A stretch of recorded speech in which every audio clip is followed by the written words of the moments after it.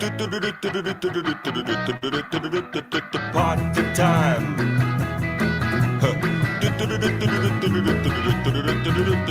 Party time.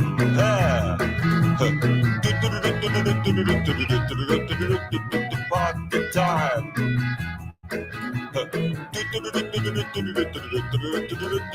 Party time. Drink your drinks and eat your eats. It's party time.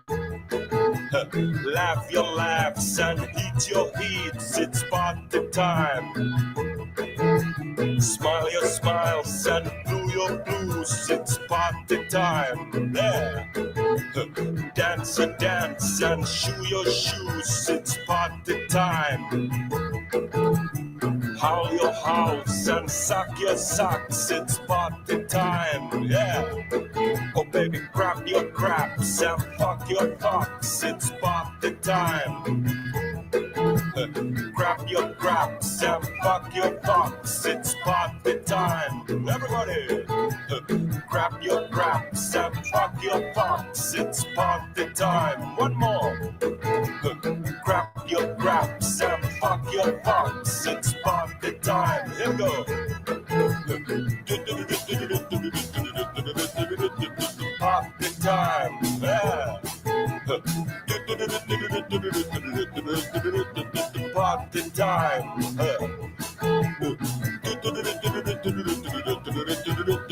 Party time. Yeah.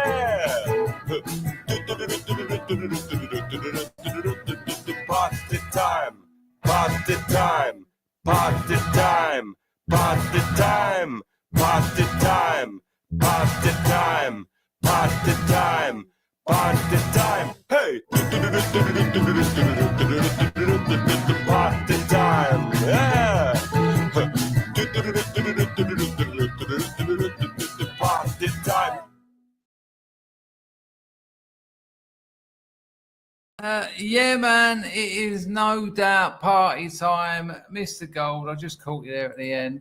Right, some explaining to do, although I feel that there might be some self-evident, listen how tired I am. It's not narcotics, I mean, if only. Right, so how many people are here? Do I do the excuses now? Probably better get it out of the way. So it was Khmer New Year. Now, I used to live in the gentrified area of Phnom Penh called Buangkong Gang. And Buangkong Gang, you pay through the nose, but you might as well be living in Hoxton. And I didn't really get that when I first lived there. And I've been here nearly 7 years, I think, maybe 8. And I haven't experienced Khmer New Year, not once. I mean, my missus has turned up at my old house covered in flour and shit-faced, and it's been amazing and soaking wet. But I haven't actually experienced what Khmer New Year is. And so when I'm here, because I've only been in this property about 7-8 months, and this is right in the heart of the city. I am like a minute from the red light area. I'm 2 minutes from the riverside. I mean, if you go to Phnom Penh, you want a night out, you're going to walk past my house, which I love because, you know, I am a city person. I lived in Soho for God knows how long. Although as I get old, I am much looking forward to moving to the, oh, is that a shirt? Yeah, I had to do it, people. You know, you can get your thumbnail sorted, you can sharpen up your content, you can get a bit more regular, but sticking a shirt on, everyone has told me that, and the proof's in the pudding, 86 new subscribers in the last 28 days. Unheard of for my channel. Now, admittedly, I've been cranking out some very high quality videos, averaging about 0.8 a day. And thank you so much for your engagement. You know, all this likes and all this, but engage. You know, YouTube will judge your video on a few things. Did you like it? Did you leave a comment? Did that comment become a conversation? So you might say something, I'll reply, and then you say something else, then someone else joins in. you know, YouTube builds up a sense of authority of that video, oi biddy, and all these things working together have been really good. I'm really happy. Also, how long you watch the video for. So if you want to help us out a little bit, and you all do tend to help me out substantially, actually, but there's another thing you can do. If you're watching one of my videos and you get a bit bored, just go and make a cup of tea and leave it playing. You know, I'm trying to keep them a little bit short. So that's the first excuse. You might have also noticed I've done a load of shorts. I deleted all the old rubbish ones, and I'm sticking to literary quotes. It's a pleasure to do. I like it, so I can do it. You know, it's not like a chore. I don't want my channel to become a chore. The reason I make videos is because I watch something on YouTube and I'm sitting there thinking blah, blah, blah, blah, blah, blah. And I think, well, if I'm thinking and saying these things, why not make a video about it? I don't sit there going, how can I make a viral video? What's everyone interested in? Oh, Katy Perry did but didn't go to space. You know, I could get like hundreds of thousands of views because you just clout chase, but I haven't got the motivation. The motivation I've got is the pursuit of truth. So that's why it's been a lot of videos lately. But that isn't even, I mean, some days I've made 2 videos and a couple of shorts, but that's not even the reason I'm shattered. And that's not, you got to remember, I've just started this stream. It's 11:30 at night here. I have got a day job as well. So, you know, when it gets to about 10 o'clock, I'm like, I really should stream. I think I'd rather just lay down though. However, and this is going to blow your minds, it's not, it might be a slight breeze near your ear. I have accidentally written a commercially viable novel. To put that into context, as you know, I've been writing a novel for 8-9 years. It's now nearly 800 pages. It's a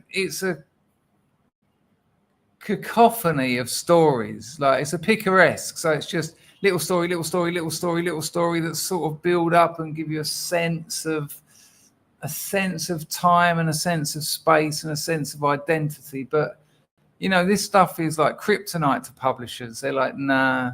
And I always have expected to self-publish that, and I'm not a fan of traditional publishing, simply because I don't write. I mean, if you read The Uncaring of Argumenta Interferon, you know, what, you think Random House is going to publish that? They would if I'd established myself with other novels, of course. Like David Foster Wallace got Infinite Jest published, but only because he released a couple of anthologies, or collections, when he was a student and was already considered a precocious writer. So, you know, the sales would happen, and they did, and it's fantastic. But I've accidentally, and you'll see what I mean, this isn't just nonsense. I thought I was laying in bed one night and I thought, I want to write a new short. What's the next short going to be? Because I've been very happy with my last few shorts. I really like All Sorts Tiger. I really like The Uncaring of Argumenta Interferon. And I thought, I want to write something from a 14-year-old boy's perspective, a 14-year-old in mid-80s, which I was. And I thought about Jack Grapes' transformational lines. How can I start somewhere that can transform from the outset? And I thought the first words will be, I've had enough. A 14-year-old, just after a terrible day at school or whatever, you know, relatively terrible. And he's never written a diary or a journal, and he just opens a book. I've had enough. And that was it. That was where I wanted to step off from. I didn't even know it was going to be like a journal format then. I just started writing. I carried on. And that first session, I wrote 11,000 words. And I was like, what the fuck? This is incredible. And it is commercial, because not only do people like reading like the diary format, adults and children like it, but it's also got the nostalgia for the 80s. It's set in 1986, where you've got Chernobyl going off. You've got Ange and Den, you're divorced. You know, all that lark. You've got, there's so many things that happened in that year that are interesting and obviously nostalgic. It's currently 26,000 words. I haven't been able to stop writing, and I'll tell you, and I'm sure there's plenty of creative people in the glorious House of Scrubs. When you're in the flow state, you sacrifice your life. When you can't stop writing, when you're really laughing at what you're writing, when you're feeling sadness and like pathos when you're writing, you don't stop. Okay, it's 5 o'clock in the morning, but I'll be knackered for 3 days and stay up all night writing, because that's just the nature of the beast. Not go to bed and wake up and think, it's not quite flowing like it did last night. I'm aiming for 40,000, so I'm more than halfway through. It's a bit ugly because I'm going to have to go to agents, although I have had literary agents, so I don't have to go through the submissions process. There's a couple of them that talk to me regularly, so I can just email them and say, look, have a look at this. I'm very proud of it, people. And I tell you what, wouldn't it be, now this might be a bit of a leap, but wouldn't it be a lovely thing for the glorious House of Scrubs for me to have a commercial success, a commercial literary success? How funny would that be for us? I just thought that would be hilarious, because everything else I write, don't get me wrong, I love it, or I wouldn't write it. But it's self-publishing stuff, of course it is. And there's nothing wrong with that. But I tell you what, it's very exciting that I might be able to just get an agent to say, yeah, all right, I'll take it. They sell it to a publisher. I haven't got to do anything else. It gets line edited, it gets proofed. They do the cover, they do the formatting, they do the printing. I just sit back. Lovely. I mean, I'll do a bit of my own marketing because I'm usually better at that than publishers. But yeah, I'm really excited, but I'm shattered. So cut me some slack. I feel my eyes on the droop already, because I've done about 6,000 words today. That'll be edited down to about 2,000, but I actually pumped out about 6,000. Anyway, without further ado, because I'm sure you're all a little bit worried, let's have a bit of this action. Hello, son. Your mic's off, mate. Yeah, I've been sat listening intently for the whole time, and then I decided to type something, and you just immediately put me on. Sod's How law. are you? People, and me and Packer, is the volume between us about right? That would be absolutely fantastic. Anglo-Saxon, hello, mate. For fuck's sake, quit your jibber jabber, as Mr. T would say. I don't want to get caught in that trap again. Even if I finish it in 2 months, the way traditional publishing works, you're looking at 1.5 to 2 years for that before that goes out. But I said to my missus, I said, listen, I'm going to save us. You know, business is going down the pan, and I honestly think this is going to save us. You have to think like that. How do you motivate yourself to write? I had a look at loads of other diary format things that have been put out there, and some of them have had insane sales, man. Like, the numbers are ridiculous. And with all that nostalgia for the 80s, you know, mainly the Scrubs demographic, people who are teenagers in the 80s, early 80s, late 80s, you're going to love it, because all those things, you'll be like, oh, yeah. Don't get me wrong, it's not like a nostalgia sort of rinse. I don't just sort of keep sticking them in. They're quite nicely part of the story. But anyway, I won't talk about it anymore. That's why I've been really busy and knackered. And when it gets to the end of the night, shall I do a 2.5 hour stream, or should I just And I don't even do I write. So there you go. Packer. Yes. What do you make of that? Have you ever read any of those diaries? Hey? Have you read any of those diary books? No. Adrian Mole, come on, man. Well, I might have read that, but it would have been in about 1981 or whenever. See, Adrian Mole's a weird one, because when I got ChatGPT to do me a table of all the diary-style books, I said, I want you to say whether they're contemporary or nostalgic. Adrian Mole's written about the time it was in, whereas this one's written about 1986. So there's a slight difference. But I think Adrian Mole done 20 million copies in the UK. And also, all of these diaries, the 5 or 6 that were quite successful, they milk it. Then you get the second one. Then you get the third one. Yes, it's the law of diminishing returns. But, you know, even if you're doing 20 million on the first one and then 10 million on the second one, 5 million on the third one, 1 million on the fourth, 1 million novels is still a fucking load of novels to sell, you know. And I promised my missus, I said, don't worry, we're going to be fine. Little bit of pressure. What's been happening, Packer? Nothing in my life. I just, you know, keeping abreast of the news. The boy went on a driving experience and drove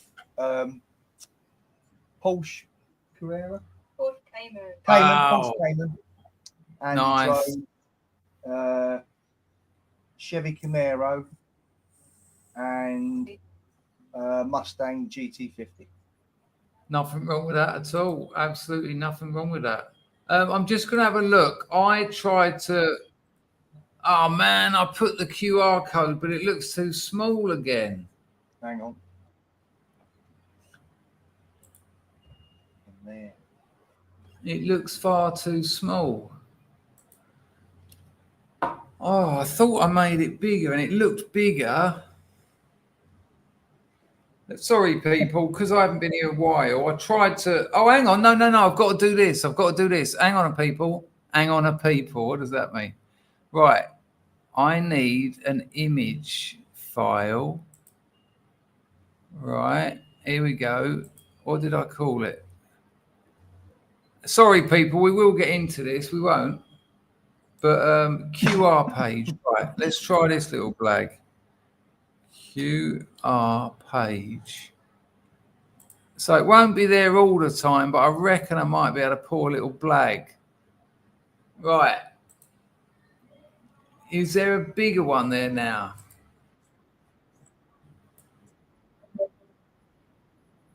Yes, there is. Can anyone see if that works? All you've got to do... Oh, man, I don't want it to do that, though. I don't want it to shunt me and you aside. That's ridiculous. I just want it to stay there, but it won't play. It won't do that, will it? Well, look, here you go, people. If anyone does want to use that QR code, Lark, just let me know, and then I can just do this with me and Picard, and you can stick your camera over that. I'm going to just test it. I can't pay fucking 80 quid a month for these, for just to have that. If I put my camera over that, yeah, man, it works. You hang your camera over it and you get a link, and then you can go straight through to buy me a coffee. When you do that, you'll get a personalized video reply, which ain't much, but it's better than nothing. Right, let's get the grift out of the way. You've got the super chat at the top, at the bottom of the YouTube chat. You've got the entropy donations at the top, and if you want to use that little QR code, just give me an heads up and I'll make it so it's visible. It nearly worked. There must be a way around that. The cheeky bar, they know there's not, don't they? Matt Zuka's on the firm. Lartus is here. Hoax is here. Pags is in. Toff is in. Toffee says Packer's mic's a bit quiet. Carl Lewis is in. Daniel, lovely. Little Wing 6 was 9. Hendrix fan. Pags, of course. Alexander G. JP, he's been having Scrubs withdrawal symptoms. While I'm here, if there's anyone new, because I did get 86 new subscribers, that's unheard of. If you're here and it's your first time, introduce yourself, because this community has been doing this for like 9-10 years, and you'll be welcomed, and people will Machano Caprascia Tutti you being here. Absolutely lovely. Grego's here and he says you've been writing your book for 12 years. That would make sense, yeah. I mean, it's a great piece of work, but it's a self-publisher all day long. Doc Shelley says this might be the third or fourth time I've seen Danger. you know, nobody's perfect, Doc. Carl Lewis is in, absolutely lovely. Hello, Sheila. You right, my love? Jack London's History of Hardcore is in. Lovely. Hello, Freddie O'Brien. Byron. I thought that was Frankie Freddie Oblivion. I thought that was Frankie O'Brien. See, I'm not quite all here. Road Traders in. Speaking of which, right, let's just call this. Hang on, man. I've actually got a donation. Whoa. Nice one, Alexander. Super sticker, 30 knock, Alexander. Nice one, mate. Aprasha Kanatu. Philip Swain's just popped in. Interesting comment on that video, wasn't it, Alex? Philip. Interesting stuff. Oh, Warren Smith's an interesting bloke. I only found out yesterday. Thank you, Alex. I only found out yesterday that he lost his job for talking to a student and suggesting that if you've got... Do you know about this, Packer? Yeah, I didn't know I've been following him for a while, yeah. See, it's all new to me. That's why I'm milking his content.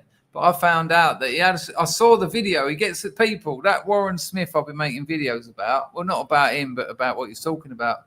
He got a student in, and the student was sort of like, no, I'm not voting for blah, blah, voting for Trump because this happened. He's like, have you got any evidence? You know, he went, no, but it happened because I heard it. He was like, yeah. Just teaching a student how to think critically and not make assumptions. What a teacher should do. Yeah, he got fired. They took his computer off him. He said on a video that it had 2 years of a manuscript on it of a book he's been working on. He lost.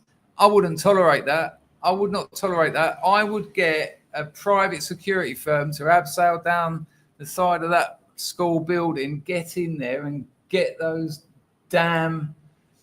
my computer out of there. That's ridiculous. The next day, Warren Smith went back into the school and they said, we'll give you more money if you don't talk about this. And fair play to him. He went, how about no? It is ridiculous. I am, Livy's been on the firm for 8 months. It's been longer than that, Livy. And you're very generous as well, Livy. Livy occasionally drops a score on the door, which is great. I am pretending to talk, but I'm looking for a video. I've got a couple of videos I want us to watch that I think you'll find very interesting. But I've that Warren Smith is good. We did another video talking to a student because the student came in of the opinion that J.K. Rowling was a transphobe. And he did exactly the same thing and started with, well, let's break down Packer, you know what's disappointing about it, Packer, is it's not rocket science what Warren Smith does. You know, what he's saying is, so you think, I see another one with Peter Boghossian and Warren Smith, and this bloke says J.K. Rowling is anti-Semitic. He says, okay, so you've made a claim. What evidence have you got? And this little 18-year-old goes, well, everyone's talking about it. And he says, okay, but what are they talking about? And he goes, I don't know any specifics, but, you know. And he's like, okay, but so you can't tell me it's quite the thing to say that someone's anti-Semitic. And the geezer won't budge. He then goes to neutral, which isn't even no. I've got no evidence to prove she's anti-Semitic, so I'm going to say no. But he sticks with neutral. And the weird thing is, Boghossian says to him, but is neutral the default position when you've got no evidence? And when I was watching it, I just thought, you don't know what the default position means. And you could see the kid, and I thought, 10 minutes with Warren Smith and Boghossian, he probably learnt more than his entire $80,000 degree course. Seriously. Because they're not telling them what to think, they're telling them how to think. It's so sad. I saw another one the other day. It's a girl, she's 27 years old and she's got a really good job and a degree and everything, yeah? And she's panicking because she can't spell. What, because she's dyslexic or she just can't spell? Because she's 27 now, Chris. She's never had to spell since she was, in like, because they have tools. They have spell check. Everything's done. She hasn't to be able to write. Yeah. I mean, we've got software that can help you with that now, but she's always had it. That's the thing. She can't spell.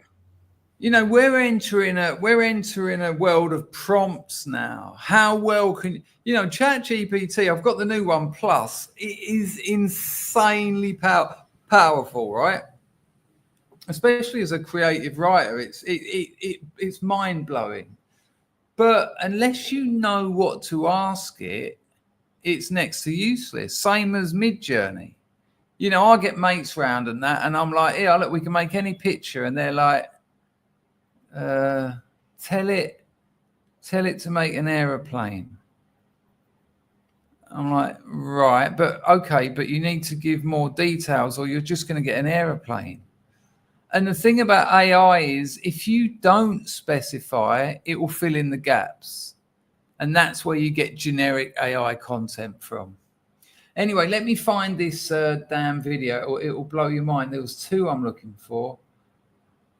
I actually put the email to the school on the Scrubs Lifeboat. So if you do want to, yeah, I've got it. If you do want to write to them, feel free. We'll get there in a minute. Right. So that's all the housekeeping done. We can drop that one out. We can put that there. Did I tell them I'm live on Twitter? Yeah. Right. So Peter Boghossian, correct me if I'm wrong, people, but I've got a funny idea that Boghossian was one of the few. There was a little group of them, and they decided to expose the sort of the sort of leftist critical theory media, and what they done, they wrote loads of articles and I think they sent about 10 off to different sort of critical theory magazines and cultural studies magazines, but they were so ridiculous, like dog privilege and homosexual dogs. You know, they tried to make them as nuts as possible. And if I remember rightly, and I'm up for being put right in the chat here, but about 5 of these articles got published, and they were absolute nonsense.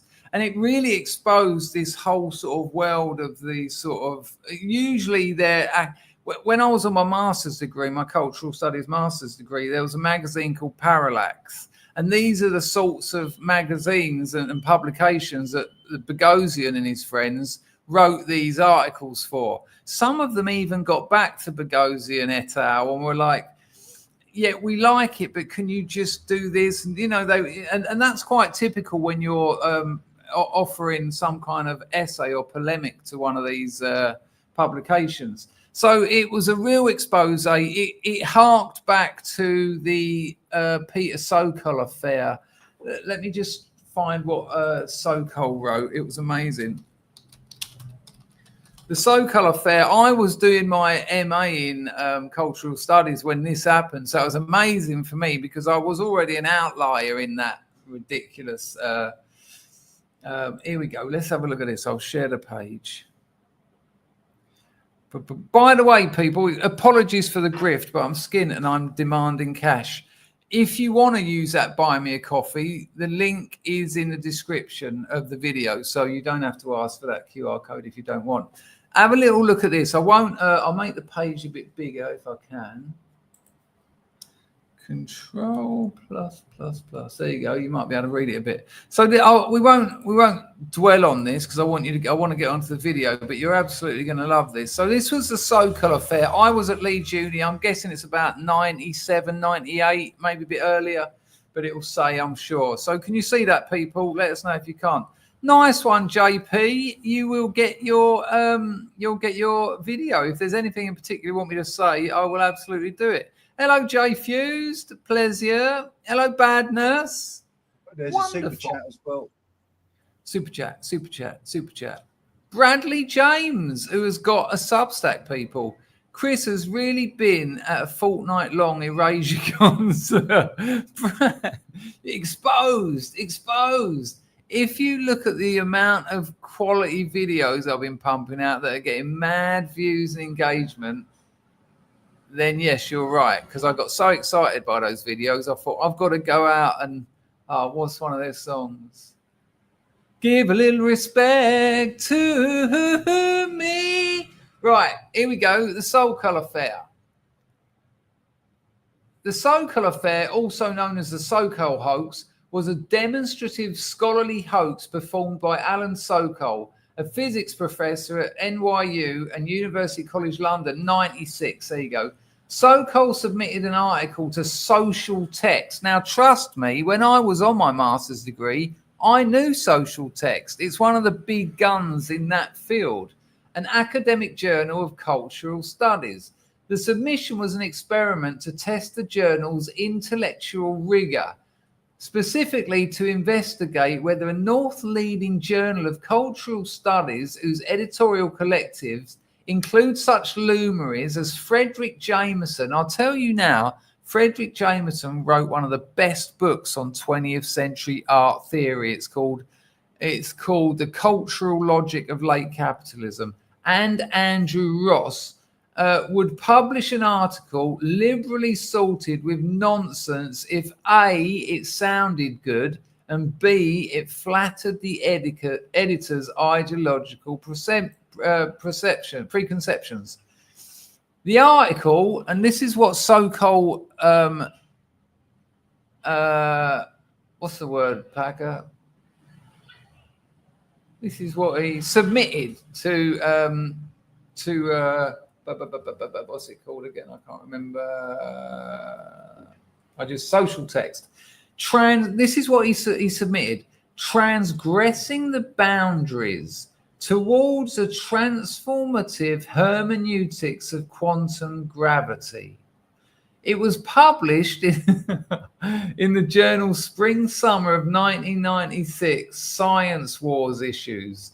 It proposed that quantum gravity is a social and linguistic construct. The journal did not practice academic peer review at the time, so it did not submit the article for outside expert review by a physicist. 3 weeks after its publication in May 96, Sokol revealed in the magazine Lingua Franca the article was a hoax, and it exposed Social Text for just being ridiculous. Let's see if we can. Let's see if there's a little bit here where some of the article is. Here we go. Hang on.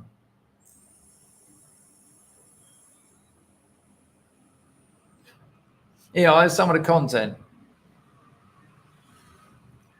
Transgressing the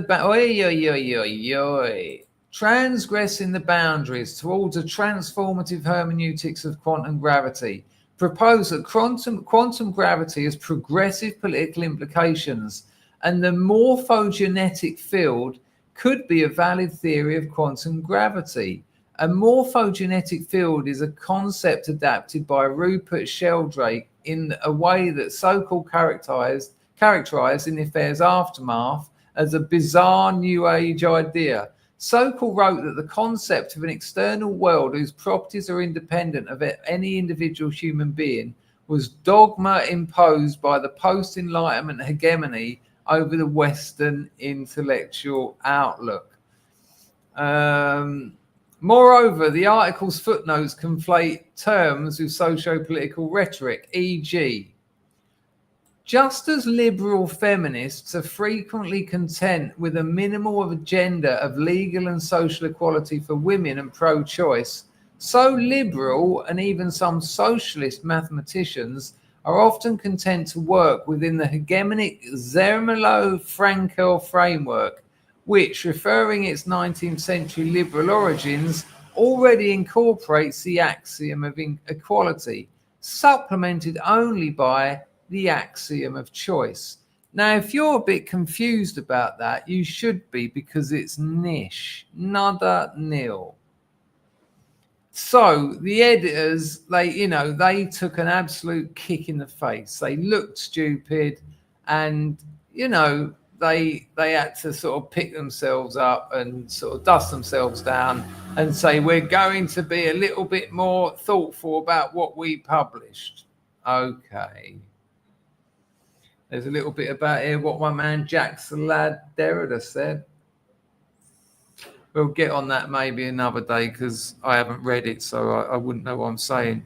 Thank you, Brad, for that donation. I think there might be another one somewhere there, which would be absolutely lovely, unless I've missed it.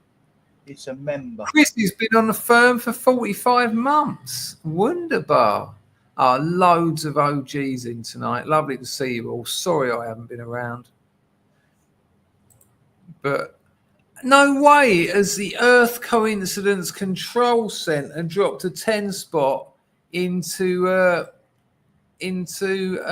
old can't even remember what it's called. It's called the entropy. And he says this. I have to show the entropies, people. It's only fair. They pay their money. They get their moment in the sun. I think you can all agree that's fair enough. And he says this. On your AI point, the ability to draw a rough sketch and have it render over that skeleton is wild. AI music still has no soul, but its mimicry is getting to be quite striking. I don't think a computer can make art, but the thing is getting frequently good at, let's say, aesthetic memetics. I think, to be honest with you, Echo Phone Home, the Earth Coincidence Control, I never remember the O. I think the interesting artists, the interesting writers, painters, installation artists, whatever, they'll be using AI, not in like a snide way, but it will be part of the work, much in the same way. What's his name? Andy Warhol happily made copies of no originals and got other people to make them. Walter Benjamin wrote a seminal text, The Work of Art in the Age of Mechanical Reproduction. And artists, sort of pre-postmodern artists, started using mechanical reproduction as the work. And I think artists will be doing that. My self-publishing novel, without a doubt, it's just built up of quotes and stolen aspects. It's more than the sum of its parts, and that's really what you have to do. I mean, no writers can write anything original. You can only take from what's already there, but it's how you synthesize them. It's how you take them and make something new from it. Fair point, Echo Phone Home, and much Aprasha Cuckoo for the entropy. Right, let's have a look at this Peter Boghossian video, because this blew my mind. Give it time, people, because unless you've seen it, it's an absolute shocker. I'm just going to check that I haven't missed any. Done that. Done Livy's. Yeah.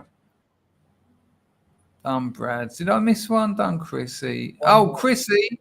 It is longer than that, though. Absolutely, Chrissy. I thought that. You've been around these parts for a long time. You're OG, Chrissy, for sure.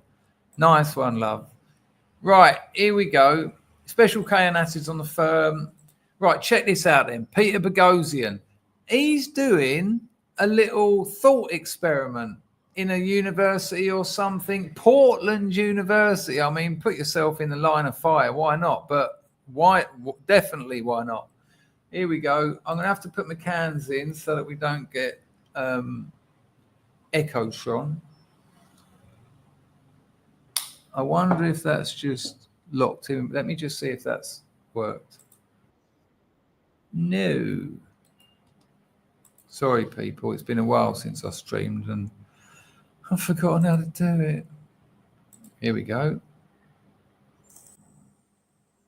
Right, we're good to go. People, if there's any problems with audio and all that, let me know. So check this out. So remember, Boghossian, the blonde-haired fella here, I'll show you. Let's just grab this up, entire screen. Boghossian with sound, share.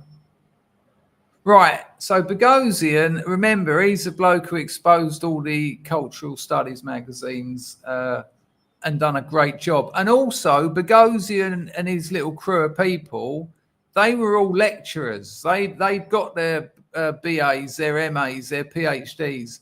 They can't work in the academy again because they dared to be critical. And they knew that. They knew that before they started. No one wants them to be working anymore. because they're teaching kids how to be critical, which is the last thing the academy wants kids to do. What a fucking mess. So check this out. Let me know you've got audio, someone, and that'll be handy. This is well worth a watch. We won't watch all of it, or we might. Let's see how it goes. Roll VT. How many genders specifically there were?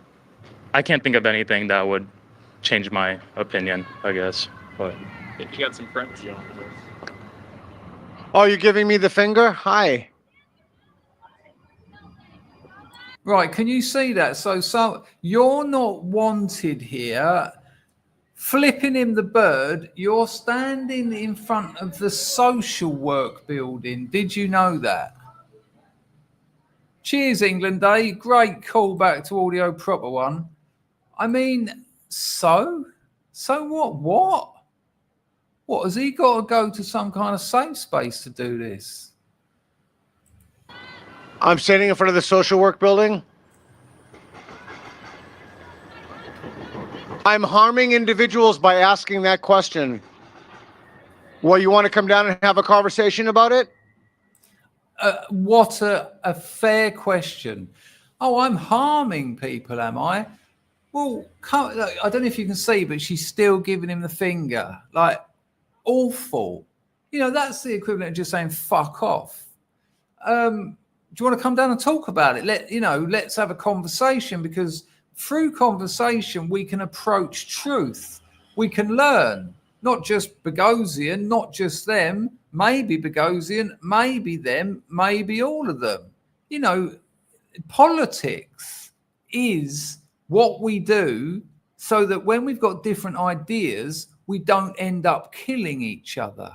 That's the whole idea. When they set up the Greek city-state, they created the polis, which was the bit in the middle where all the people went to discuss and debate. Outside of the polis, I think it was called the koinos, which meant the domestic, where politics weren't debated because it didn't have a framework. But the idea that you're arming people, that's not a debate. That's a premise. That's a statement, which is all right. But Boghossian, yeah, why don't you come down? We can talk about it. That would seem to make sense. You're obviously getting emotional. And trust me, people, when you're emotional, you're usually on the way out of the argument. And to start there is ridiculous. Let's see where it goes. Why do you want to come down and have a conversation? Oh. Okay, so what would it take for you to move to the... When she says I have to go to my class, you've really got to wonder what, as a teacher, I'm getting a warning that I might, oh no, it's gone now, but, Cambodia and all that. I strongly agree. In this man's class, after a... Sorry, people, to keep interrupting, but I also have to do that or I'll get done. Boghossian wouldn't mind, but YouTube don't like it. So he's got people standing on certain squares if they... if they believe it, if they don't believe it, if they're neutral, Boghossian gives them a premise. And I think the premises are there more than two genders or whatever, something like that. And when they make their decision, whether they say yes, no, neutral, he then questions them, in a really, good and honest manner, where the search here is for truth. It's not to humiliate anyone. It's not to embarrass anyone. It's not to say, I'm right, you're wrong. It's because Boghossian is a teacher. And he's teaching people not what to think, but how to think. A long, controversial 10 weeks of lectures, in this giant auditorium. On the final day, he posed a question to students. He says, if anybody has disagreed with anything I've said over the last 10 weeks, come down and sit in this chair in a spotlight in the middle of the auditorium. Here's a platform. Tell me to my face. Which I'm glad I was the only one who walked down and you gave me an A. Fair play. Excuse me. Hi, I'm so curious about what's... Right, here we go. So the mob who were giving it the up yours and all that lark, they have decided to come down. Mob-handed. I mean, this will chill your bones. And remember, they're social workers. These are the people that turn up at your house to decide whether you can still look after your kids. Otto says, "Here comes Karen." JP, better name's Karen. I don't know. I get the joke, but I feel like Karen has been sort of. It's a bit of a white racial slur, and I'm not quite sure how I feel about it, but I still laughed, so it's a joke. It is a stereotype, though, isn't it? If they weren't white, they'd call them something else. Shanika. What's happening out here? Oh, it's a critical thinking game where we take a look at claims and you step on a line. You want to play? Well, You want to I just really respect Bogosian here. Keeps his cool. He knows they're hostile. He knows he because of the way they've already behaved. He knows they're hostile. Assumptions are dangerous, but they've given him enough to make him think they're almost, because they said things like you're harming people by asking questions. He could be really angry with them. It isn't easy to keep your cool. They're ganging up on him. I'm sure he's been in situations like this where the police are called or university security and all that. But very cool from Bogosian. It's a thought experiment. You want to get involved? We might learn something. He didn't say that, but that's what he's implying. watch the game played? Well, we were watching from up there actually, because we happened to see the sign from up in the School of Social Work, which is on the 6th floor, and some of our trans students saw the statement. There are only two genders. Well, thanks for coming down to talk. It was pretty activating and upsetting, not knowing the context. We thought activating. It was activating. I mean, what does that even mean? Activating what? Activating your need to get all shitty about conversation and debate. Why would a conversation activate you? This is how we grow as a society. This is how we approach truth. it was sort of a statement that was being made, but not a thought exercise necessarily. Would you like to see how the game is played? No, we don't want to support you because you're asking a question, and we don't want questions asked. We know the truth. We're sticking with it. And we also know you will expose us for our absolute dumbass ideas. Is it something that should be a game, though? An exercise? A game was just a figure of speech. Come on, he's not going to start running around with a balloon on his head, is he? You want to use you want to use defund the police as one? Well, just thinking about what it looks like. Yeah. What does it look like to see like community. 1, 2, 3, 4, 5 white men with a sign that says there's only 2 genders? Whoa. I mean, the conversation is about gender, and this beta says, I mean, what does it look like when there's 1, 2, 3, 4, 5 white men? Can I just point out that there's 1, 2, 3, 4, 5, 6, 7, 8, 9 white women there. There's a couple of so-called men in there as well. But what the fuck has the color of people's skin got to do with this? And I've watched the video, so I'll try not to overly predict what's happening. But that you know their position at this point. It doesn't look good, does it? 5 white men. What, in a country that's something like 85% white?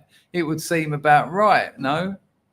Rogue Trader, when was this filmed? That's interesting. Let's have a look. I can certainly tell you when it went up on 2 years ago. It went up on YouTube, and as a YouTuber, when you make a video, you kind of want it to go live. So I'd guess 2 years ago.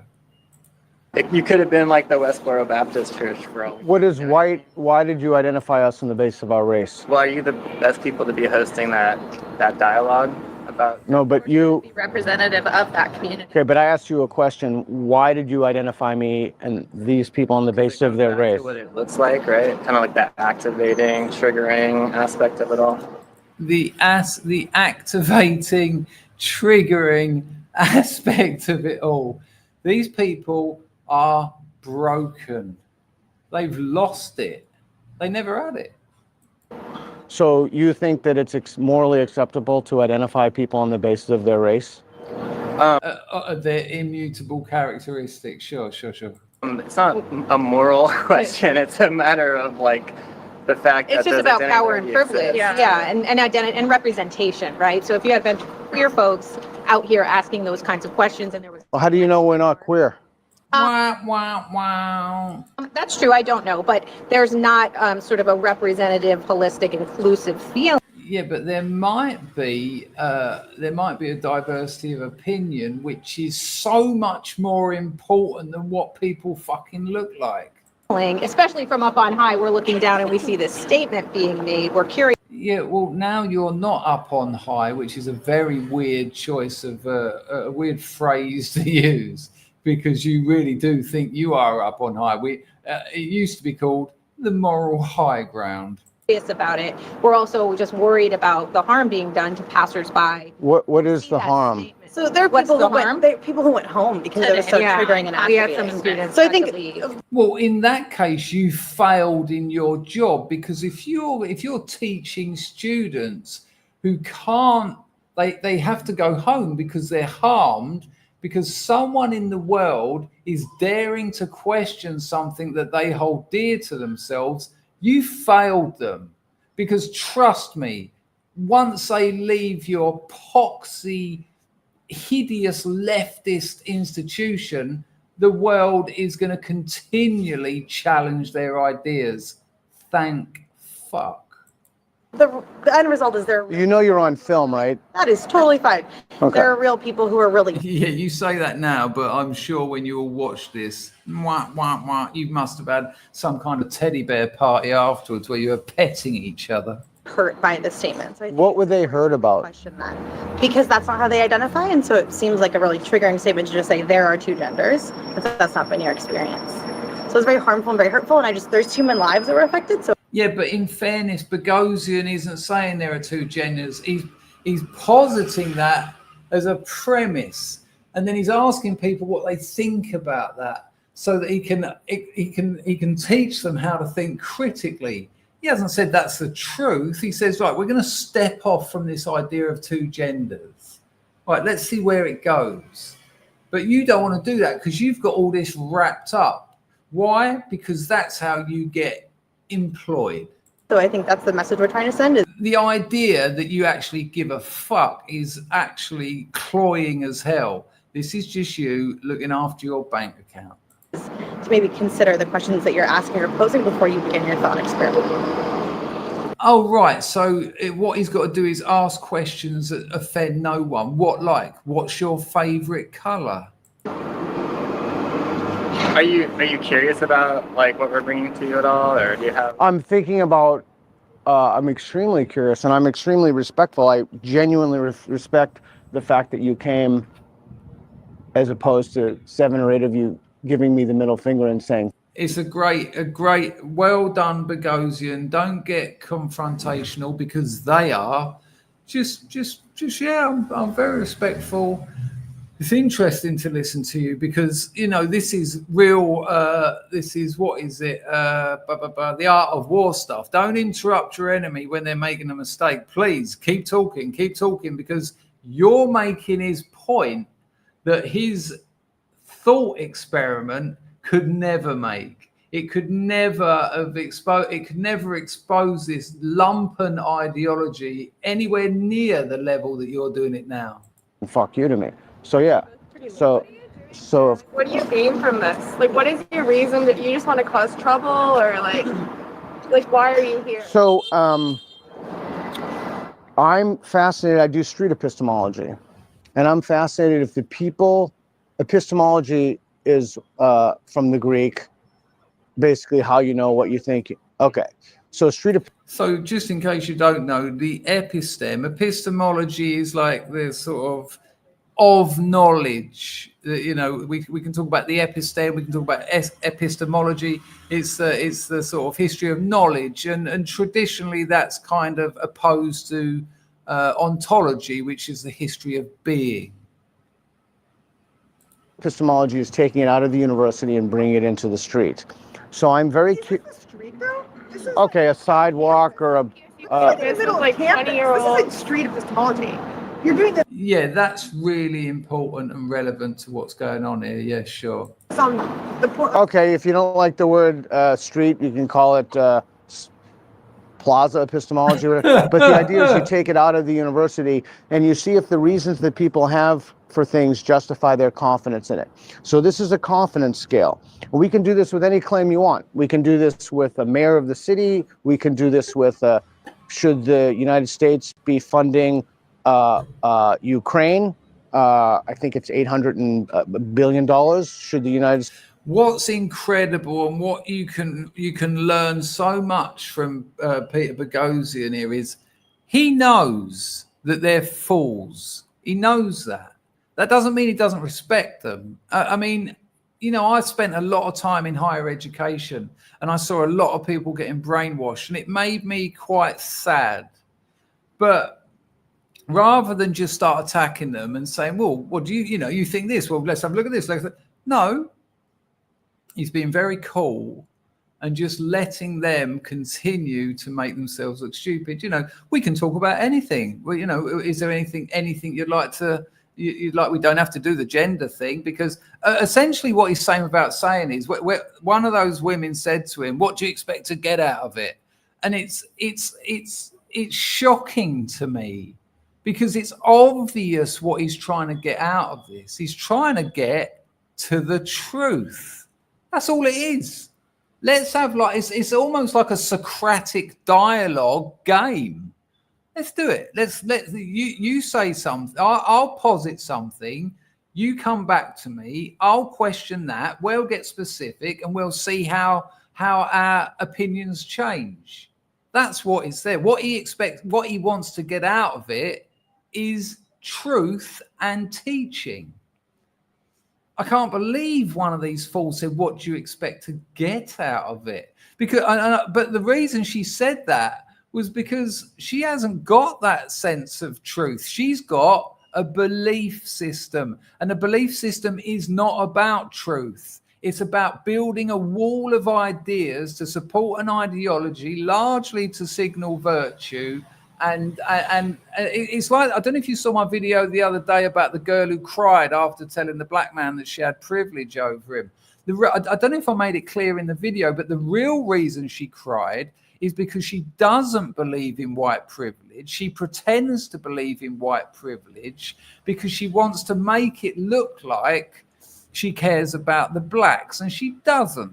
And because she sacrificed her people, because she sacrificed herself at the altar of woke and at the altar of the bigotry of low expectations, when the black man said, essentially, fuck off, you're wrong, you know, she broke down into tears because it's like, how dare you?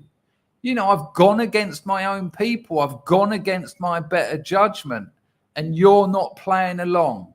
How dare you? And that's what broke her, not the pressure. Not that he didn't agree with her, but the fact that he didn't play along with the narrative of white privilege. And she's made so many sacrifices.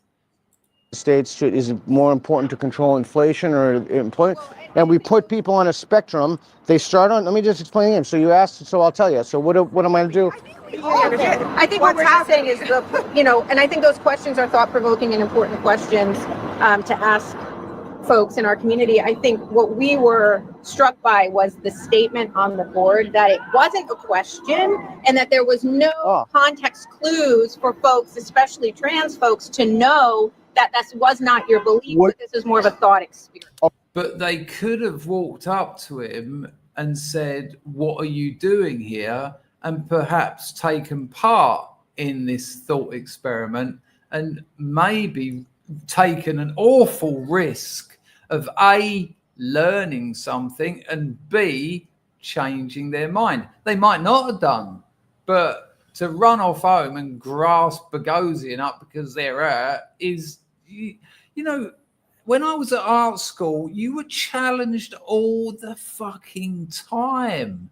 Every time I went into my tutor's office thinking, right, I've done a great bit of work, I wrote a great essay, this is going to be lovely. No. Because he didn't want to tell me how I'd done well. He didn't want to tell me what I was good at. He was looking for the bits that sort of threatened the undoing of my arguments. He wanted to look for the bits. He wanted to make it so I could articulate myself better, so that I could be a better critical thinker.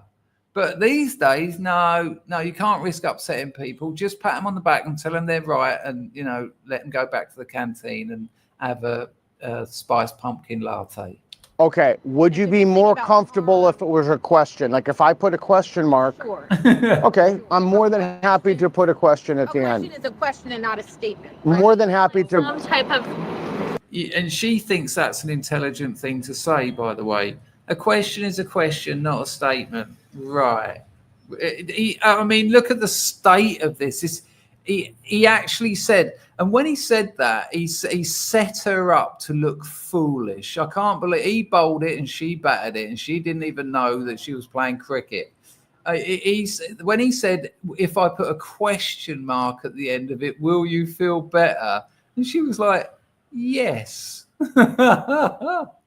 Warning or a statement of like what you're doing on another board, so people can walk by and like try and understand that, because from afar it looks. This is a thought experiment. Yeah. This is what we're asking people. Yeah, but you can just from afar. I mean, you could look at a couple of people from afar, and they might look like they're fighting. Get up close, they might be making love. So if you are offended by looking from afar, why don't you walk up and say to Boghossian, what's going on here? And then you don't have to cry and fall down in a fucking puddle of your own piss. I'm more than happy to do that. And then that way it can kind of. I'm more than happy to do that. I only have one board, but I'm more than happy to put on this is a thought experiment and put a question mark. If I put a question mark, I could. I don't know. I'm worried that people wouldn't be able to see it. But I'm more than happy to, if I put a question mark at the end and then I put another one, it's not really, it is a thought experiment, but it's more of an exercise / game starts thought experiment. If I put that on the end, would all of the lunatic leftoids here turn vaporize? No, probably not, because we're talking talking about real humans with their lived experience and their positionality, their identities, Yeah, what about Boghossian's lived experience and his identity? What is it only weak people whose lived experience and identities that you give a shit about? Is that what Boghossian is also human? Oh, and sort of I might have a very different personal feeling walking by, because it doesn't target my identity specifically. So we're just sort of here to sort of advocate and elevate who might be harmed by a statement. What do you mean? Advocate and elevate people who might be harmed. They don't need advocating and elevating. They need a good talking to. Istophobos is on the firm. Nice one, Istophobos. I doubt I got your name right, but lovely to have you here. By harmed. Harmed? Yeah. Well, people who have been historically and currently oppressed, right, by dominant systems, patriarchy, whiteness, Sorry, I won't interrupt, but just listen to this. Exactly that, Anglo. But what you can do, as I said, is just let them keep talking. Let them debate themselves. I'll take it back, because that's incredible. The patriarchy. The patriarchy has done nothing but look after people who need it. Masculinity, all of the systems that harm people who don't fit within those sort of more rigid. That's why you want a question and not a statement. Can I also ask, No, I just want an answer. That's why you want a question, not a statement? I think a question is an invitation, right? More than happy to make it a question. Participate in this conversation. It's more than happy to do that. You're representing, with your identity, a belief, perhaps especially when it's a statement. No, it's not a belief. That's projection, my love. And so what it looks like is you're out here saying there are two genders, and then anyone who doesn't fall within those two sort of binary boxes. I'm more than happy to do that. That's where the harm comes from. More than happy to say this is a thought experiment. No, let me just finish. More than happy to do that. But it seems that if I did that, that would not be enough. You might have. But then I might not be the person to, again, I think asking folks who hold those identities, sort of, if that is enough. So asking queer students, asking trans students, asking gay students, if you're asking about race or poverty or religion, of people who are part of those groups. Yeah, but he was asking about gender. And if you believe in the ideology of gender, then Boghossian has a gender as well. He's not a gender. So this is dumb AF. This can really inform you better than I can. You wanted to say, I wanted to hear. I despise that idea that people they're better informed if they're the object of the analysis. It's just strict. You can take a black 12-year-old. What does he know more about the history of black oppression and slavery? No, of course he doesn't. But according to her logic, yes, he does.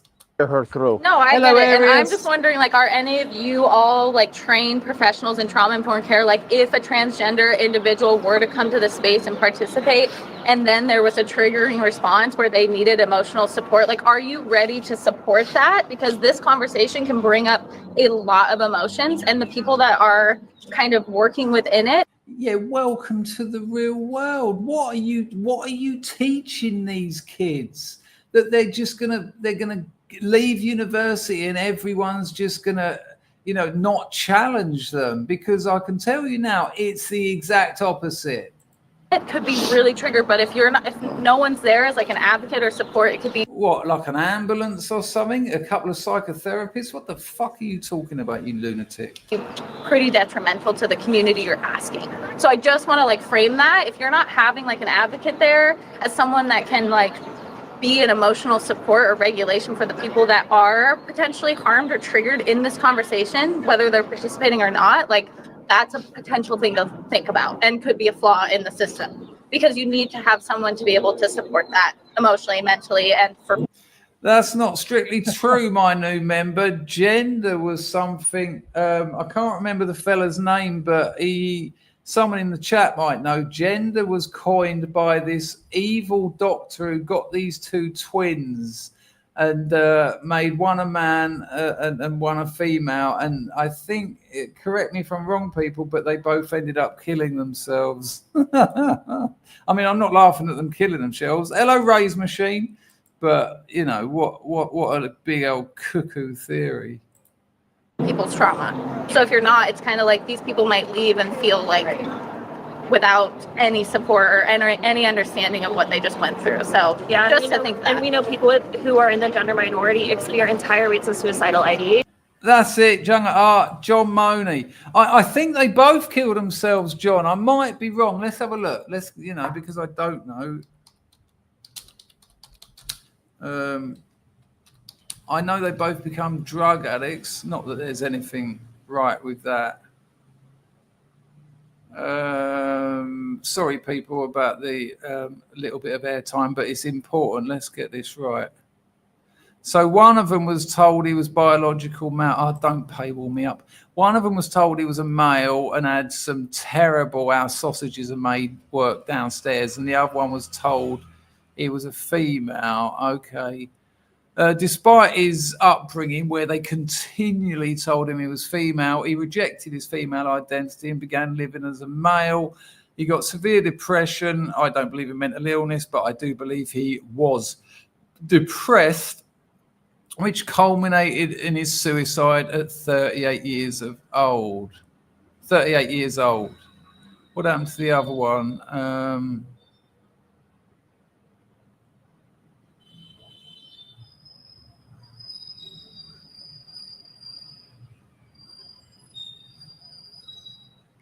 Hang on.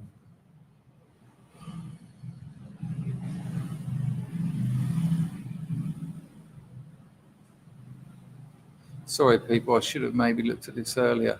If someone can find out whether Raymer attempted suicide twice and he died of a drug overdose. Yeah, I think the pair of them did. Yeah, they both did. According to this, I think they both did. Maybe I got it wrong. If someone can confirm that. I keep hearing coughing pack, and I'm thinking, who the fuck's that? I forget you're there because we're tiny on the little little screen. Anyone, crack on. High rates of anxiety and depression, and like they're seeing messages like this all throughout their lives.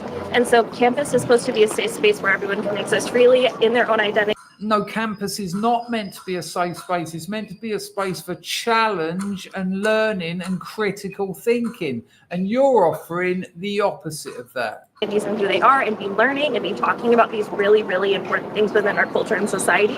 And by walking through this community member that we care about that should be in class today, learning about how to take care of their community and how to support marginalized individuals like themselves and others, can't participate today because they saw that message. Yeah.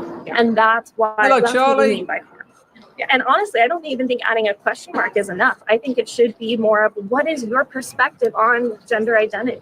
Yeah, but the game doesn't work like that because it will just be people doing what you're doing now and talking at Peter Boghossian. That's not how these thought experiments work. You're just asking for people to tell people what they believe. Because then you're opening up the question, or gender in general, right? Because we know that it's not just. There you go. According to England Day, both brothers killed themselves. The non-chopped brother a few years after the first one. There you go. I thought it was John Money came up with gender as part of his ridiculous and sadistic treatment of those two Raymer lads, and yeah, that's where it come from, and it just didn't go well. It's insane that a whole belief system which involves taking children against their parents' wills and transitioning them before puberty has come off of the back of an experiment that went so tragically and abusively wrong. It's absolutely mind-blowing. Istophobos says gender dysphoria is by definition. I don't believe in mental illness, so Istophobos. I mean, I've talked about it many times on this channel. I've had Jeff Sharler on here, who was a student of Thomas Saz, who wrote the book, The Myth of Mental Illness. I won't go into it here, but how can the mind be ill? Because the mind is an abstraction. It's a concept, an idea. You need one person to have a real disease like cancer, but you need two people to have a mental illness. If you're interested in that, search my channel. Just search Dangerfield Sharler, and you'll be able to see we made 3 videos on there. I'll tell you what, people, Jeff Sharler put those videos on his Substack. He wrote me a message the other day. You got to remember, I read his book, Addiction is a Choice, 15 years ago, sent him an email, got him on my channel, become friends with him. He's a bit of a mentor to me. And he sent me an email the other day saying, I just watched our videos back before I put them on my Substack. And he said, 30 years of talking to people about the myth of mental illness. He said, those 3 videos are the best. Oh, man, I could not believe it. It's rare in life to get someone tell you things like that. And I nearly shed a tear. Roll VT. It's about identity. It's about who that person is. And by really framing it in the binary, that's where there's harm. Can I put in like my 2 cents as a non-binary person? Please, yes. Cool. I am gender non-conforming. I use they, them pronouns. Do you know what that means? Yeah, you're a woman. I believe so, yes. Are you aware of like the theory of social constructionism? Yes. What do you think? Who doesn't know about social constructionism? So I'm a gender studies scholar. Yeah. So I'm younger than you. These are all, this is all very new. I understand. Like my parents are boomers. They're in their 60s. No, it's not very new. It's like 50 years old, you lunatic. They've had a really hard time understanding. So I've had to explain this to a lot of people in your generation. Oh, because you're right. That's why you've had to explain it. And now you're going to explain it to Boghossian. Okay, why don't you do this thought experiment? How about that? But no, because you might get triggered. So you're aware of social constructionism. You're aware of gender as a social construct. When you say there are only 2 genders, those 2 genders are just social constructs that we made up. From birth, you are assigned a male at birth because you have Yeah, and if everything's a social construct, nothing's a social construct. And then we get into language. penis. I'm assuming. You present as male. Do you identify as male? Are you asking if I identify as male? I identify as male. Because you were assigned a male at birth. Are you cis? I'm sorry, I'm not sure where you're going with this. I'm trying to understand where you're going. That the idea of there being only two genders is a social construct because we have this idea of being assigned female at birth, assigned male at birth. Now, I'm non-binary. That's something that I have learned about myself over the last 6-7 years. After I was a teenager, I learned about sociology. I learned about gender as a social concept. And I realized that I don't fit into the box of just a cis woman. Okay, my gender is completely whatever I feel like in the moment. I'm not just one solid thing. Sexuality, gender, these are all social constructs.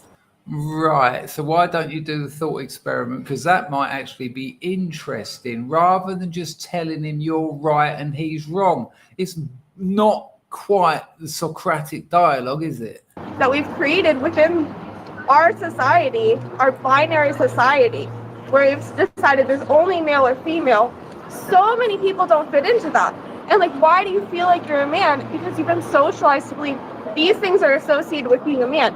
These things are associated with being nothing to do with XY or XX chromosomes. No. Okay, we just ignore that. woman. There's only two boxes, but you don't have to conform to that. That's just what society has told you from birth. Someone said, a doctor said, this person has a penis. I'm going to assume that they have to be a man and fit into this box their whole life. But why? That's just. I would love to hear other voices if you wanted to say something. That's amazing. Yeah. Okay. Yeah. You know, this is just you've hit the Kool-Aid. Ugly truth. You've hit the Kool-Aid. Let's move on. And this debate feels useful. Do you feel that this is a debate? That's your response?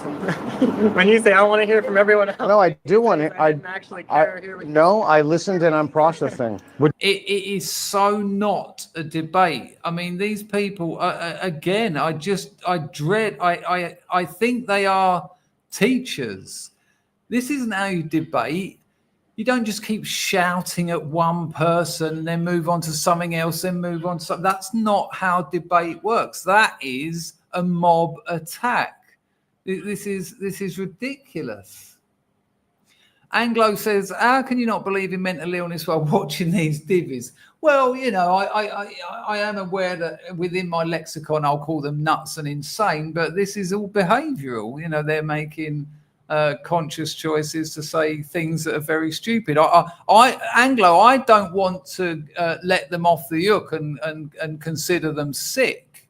That's why. That's one reason why. I mean, I don't believe in mental illness, but you know, just saying that they're sick, it kind of lets them off, doesn't it? No, they've chosen to go with the crowd. They've chosen to accept the narrative of the long march through the institutions that without a doubt was their lecturers. This is how the institution works. It's full of leftists. All the students that go, when I was on my MA, I didn't go along with what the tutors said. I was always critically evaluating what they were saying, and they fucking hated me for it. That I was asked to leave seminars, I was asked to leave all sorts of things, not because I was being angry. I made a point of not being angry. I was trying to engage in a Socratic dialogue. You say something, and then I'll question that, and then you question me, and then we might start moving towards something we could call truth. I mean, the fact that they think this is a debate is, you know, it's their arrogance that he must be wrong. And I will suggest, and it's conjecture, I will suggest they don't even believe what they're saying. This is currency for them. It allows them to establish their part in the group dynamic. It allows them to get pats on the back from their peer group. And humans are very much like that. There's very few outliers. There's very few people who are happy to be rejected and abandoned by their peer groups and by their so-called equals. This is currency for them. They're all happy. They'll all walk back into that building and they'll all say, what an idiot he was, but we were great. Want a latte? Would you like me to engage her? I want to hear You want to hear from him? No, I want to hear from her. Okay. Do you have anything to say? No, I just want to make sure. So this is what I want. I don't want, the reason that I'm more than happy to engage you. The reason that I said that is you have how many people here? 15, I'm guessing. No, but no, the reason I said that is because I don't want you to walk away and someone to say, you didn't give me a chance to talk. So I didn't give her a chance to talk before, but that's only because I was listening to what you were going to say. And I realized that the classes here aren't a lot of time. And the reason that I switched from what she had, and I'm more than happy to listen to her, is because I don't want people. They just told you their pronouns and their lived experience. Okay, then okay, so instead of getting experience of someone that doesn't conform to what I. Okay, so this individual just told me that, and I'm trying to be reasonable. And I think it's better to have a conversation than for you guys to give me the finger and yell, fuck you. So you wanted to say something, go ahead. It's already been used. So I think made a bunch of academic data to address that she did, like just address you just called this person a okay. And they just told you their gender was okay, well, I apologize and I say they. That's the harm being done that we were talking about. Do you accept? That's the harm being done. My apology? Okay. It's the generation. It's a generational, education. If you okay, so yeah, Bogosian, you're old. And want to change and learn. That's great. I love that, and I accept your apologies. So isn't it better to have a conversation about this than to scream at someone from the rooftop? Oh, I don't know who. I certainly didn't scream at you from the rooftop. Did any of you guys? Anyone going to put their hand up who stuck their fingers up and said "fuck off"? Let's see. I screamed. Yeah. Oh, I did. Yeah. So you guys were screaming and yelling "fuck you" to me and giving me the finger. We were just saying, please go away. You're not welcome. No, I said fuck you. Okay. Okay. See the way they all laugh when he says that because they're not interested in a debate. Oh, I said "fuck you" and screamed at you. So. Can I just begin the conversation? My goal is to disrupt this. No. I don't want any more harm. So. Okay. So I understand that you believe on. I can't remember where that over there she moved, but I understand that you believe this stuff, and we live in a democracy, and other people don't have those beliefs, and I want to ask people if the reasons they have for their beliefs are justified. And well, you don't actually live in a democracy; it's a constitutional republic. But I kind of get his point. This is that experiment. Your thought experiment. We actually have to go. We're not part of the thought experiment. Please do. We're all social workers, and we saw this harm being done, and we just wanted to come here with curiosity and also some information. And do you feel? So sorry, I interrupted myself. So what happens in universities? All my lectures were communists on my master's degree. And like I say, they didn't like me because what they've done, they'll come into a seminar, they'll come into a class, they'll tell us to read the German ideology, they'll tell us to read the Communist Manifesto, and then you come in class and they want you to tell you what you got from it. And then they'll teach you what it means and why it's good. When you start criticizing it, they're all up in arms. And then you get called a fascist. And then you get an email or a letter, it was in those days, asking if you could not come to the next lecture. And it's like, whoa, I'm paying the same amount of money for this course, but I can't come because I found some holes in your ideas. And then what happens is, like I said, we had the Leeds University Cultural Studies Department magazine was called Parallax. I submitted about 6 articles to that and they all got turned down. Now, I'm not saying they were great, but they weren't bad. And they were certainly better than most of the stuff that got published in Parallax. Certainly better than a lot of it. But the reason it didn't get published was because I wasn't beating the communist drum. And so what happens is the people that get elevated, the people that get the first class honours degrees, the people that do get in Parallax, the people who can then go, when they go for their PhD, I have been peer reviewed in critical theory publications. I got a first class honours degree. Here's a great reference from my tutor. And the people like me, no, you don't get a fucking look in. So what you get is the institution, it creates the necessary social relations in its new students to maintain the ideological standpoint of the university. So although as all those tutors get old and leave their tenured positions, the students that come up and get those jobs, who get the PhDs, who get the first class honours and get published, they're the ones that were selected by the previous communists so that it reproduces the ideological and social relations necessary to make sure the institutions stay communist. Feel that you've spoken? Do you feel that if anybody else has something to say that you haven't had an opportunity to speak? Do you feel like you've learned anything or taken? But that doesn't answer my question. I just asked if anybody else would like to speak. If you'd like to speak, I'm standing here.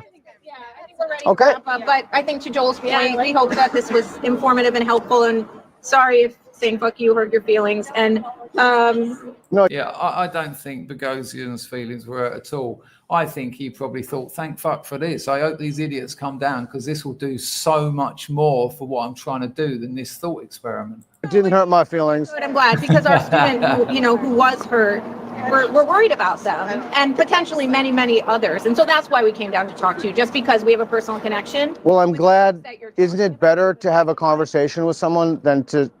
Yes. I mean, isn't that what the whole enterprise should be about? It's not safe for everybody to have that conversation. Sometimes it's hard to just have a simple not safe. conversation. It's not safe to have that conversation. I mean, really, this is modern university, people. It's not safe to have a conversation. And the only stipulation about it not being safe is if the other person doesn't agree with you, which is, you can round that down even further. It's not safe, and people get harmed if you challenge their beliefs at university. It's the antithesis of what university is meant to be. You're meant to rock up there with all your sort of teenage crazy ideas where you think you know everything, and get challenged and get challenged and challenged and challenged for 3 or 4 solid years, so that when you come out of it, you are a better critical thinker. You can evaluate arguments, you can put your positions forward and be better at what you do. But when you're protecting people from having their ideas challenged, I know it's a cliche, but for the obvious reason that they're protecting them from being challenged. They will leave university less intelligent, more intellectually immature than when they arrived, at quite the expense as well. Shocking. He knew all along where that was going to end up and just let them talk their way there, didn't he? Yeah, for sure. Absolutely. So he knew all from the start that it was going to end up with, no matter what he does, he's not really allowed to be there asking that question. and I think he maybe thought he might as well. He has done other ones on campus that have happened, that have worked. The thought experiment worked, but I think for Bogosian that was just gold dust. Yeah, let's do this. Let's watch these idiots, explain the actual problems in the modern academy. Right, I've got another video for you. Let's have a look and see what people have been saying, and we'll have a little break. Hello, Azdak. People, don't forget to donate. I'm skint, and I'm going to tell you something which is absurd, but I do like it. And I'm telling you this sort of joking, but a little bit grifting, okay? When they built are there any gooners in here? Let me know if you're a gooner in the chat quickly. I know we've got a couple. Hello, Mark. Oh, the funny thing about Mark here, I've known him since he was 11. This commercial novel I've written, of course, is, based on me when I was 14. And Mark was my best mate when I was 14. Well, 11 through to 14, 15. And so he's the accidental co-star of my novel. And his family too. So when they built the Emirates Stadium, the new Highbury was too small and it was falling apart and all that. It's an Arsenal fan. Years ago, gifting. What's the other contraction? Joking and grifting. Groking, I suppose. When they built it as part of a fundraiser, they offered to engrave anything you wanted in a load of these tiles all around the stadium, or around a quarter of it. And I was quite rich then. Excuse me. And for 50 quid, you can get a little one tile, and it's still there, obviously, and it says Dangerfield Flaneur, which is totally out of context because all the other ones are sort of like, I don't know, Arsenal forever, Jane and Pete. It's all about football, and mine says Danger. It's just behind Tony Adams, the Tony Adams statue. If you ever got fuck all else to do and you're up at the Arsenal, but because I'm building this house, Packer can see where this is going. If you want your scrub name etched into one of the bricks of my province house, yeah, it's a 20 quid donation from now on in. If you do it, I promise you, and I'll give you video proof. It might take a year or a year and a half, but anyone who does a 20 quid, I will scratch your whatever you want into one of the bricks on the outside of my house. Ridiculous, but I'm sort of going for it. I will have a point, Chris. There you go. Yeah, you can have one anyway because you've literally put my name on one. There you go. I'll do it. I'll put Picard. Do you want Picard or Packer? Packer. All right, I'll do it. You'll always read Picard when you see it anyway, so. I do like Dave's Waffle House calls you Picard. I don't know if Mark said anything, but if John's just saying that, sorry to hear you're the co-star. That's a good call, John. How are you, John? Oh, you're a gooner, are you? Ours Madrid, though, man. Ours Declan Rice. I won't talk footy because, it's footy, but there you go. Pags has dropped a lady. Here we go. Here we go. Here we go. I don't know. I don't know. Is that an old Ivory chant before my time? I'm not sure there, Pags. Toffee, it was great. It was absolutely great. All that almost kind of art deco, wasn't it? But, too small. Isn't it weird, though, Toffee? I won't talk football too long, but the Emirates was the big new flashy stadium. And, I still think of it as the new Arsenal stadium. But now it's like well down the line of like stadiums. I mean, check out the Bernabeu. Wow. Nice one, Pags. It was quite. It's getting there, John. Right, here we go. I'm just looking at some conversations here. Oh, fair play, man. Fair. I mean, I can't go any lower than when I done 4 months of Dangerfield's Dollar Drive streams. So I thought it might be quite cool. The Scrubs are a tight bunch. I don't know. Some people donate 20 quid anyway, so I thought it would just be a little additional thing. There you go. Jack London's up for a bit of it. I will definitely do it.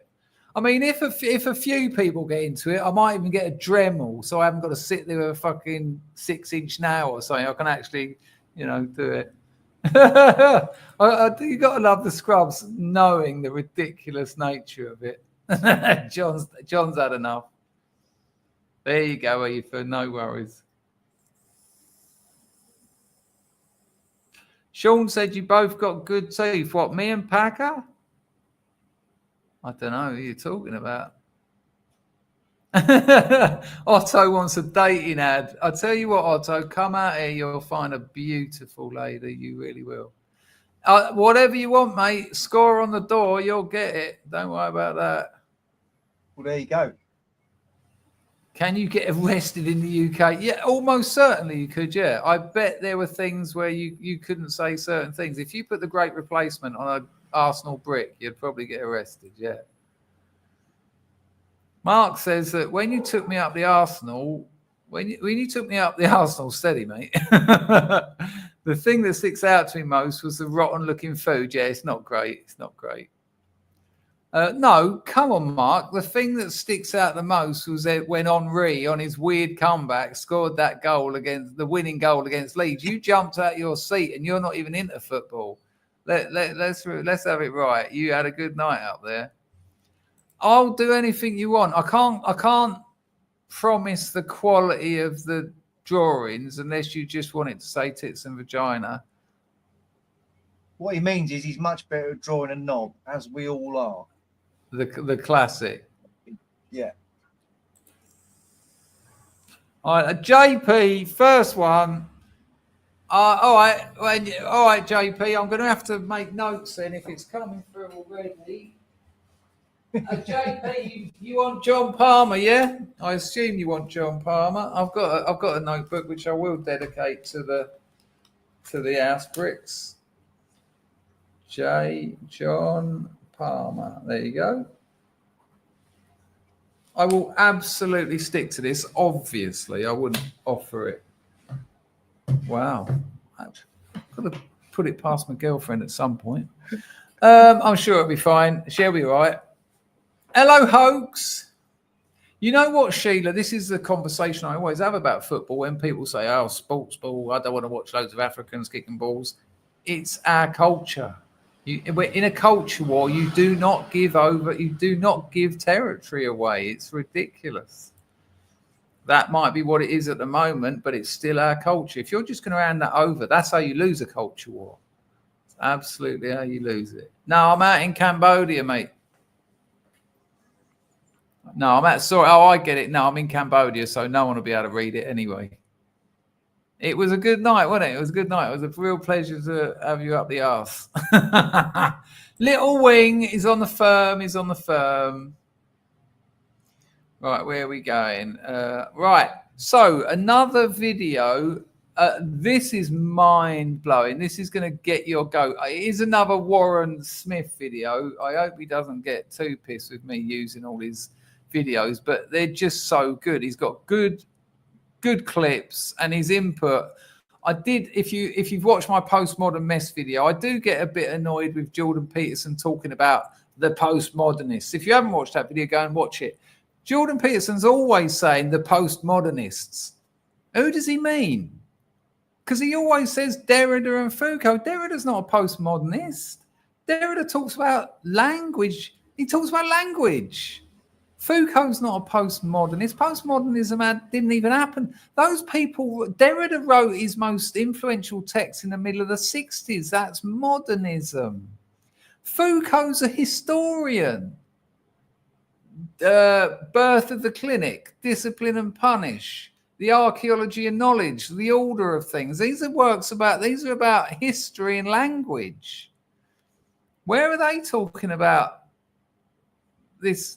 And even Warren Smith fell into that trap as well. The postmodernists. Well, who are they? Where does a postmodernist end and a modernist start? And I'm not saying you can't use words, but okay. But these conversations are important. So let's get specific. Who are you talking about? Postmodernism is an era. It's an era, and it's like, Jean-Francois Lyotard's book, The Postmodern Condition, is essentially about meta-narratives and technological reproduction, much in the canon of Walter Benjamin's work of art in the age of mechanical reproduction. I'm not quite sure where they're talking about all this other thing.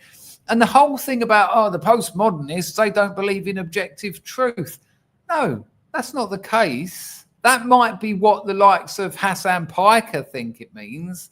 What the likes of Derrida and Foucault, Baudrillard is more like a pop philosopher. What the point is, look, objective truth, it's there, is it? Is there an objective truth? I'm sure many of you will say, yeah, there's an objective truth. How do we know about it? How do we know? We know about it because we name it. I mean, Warren Smith even said it. We name these things, and so we can then discuss them and share them, and that's what discourse is. It's repeated conversations, stories about them. But here's the problem.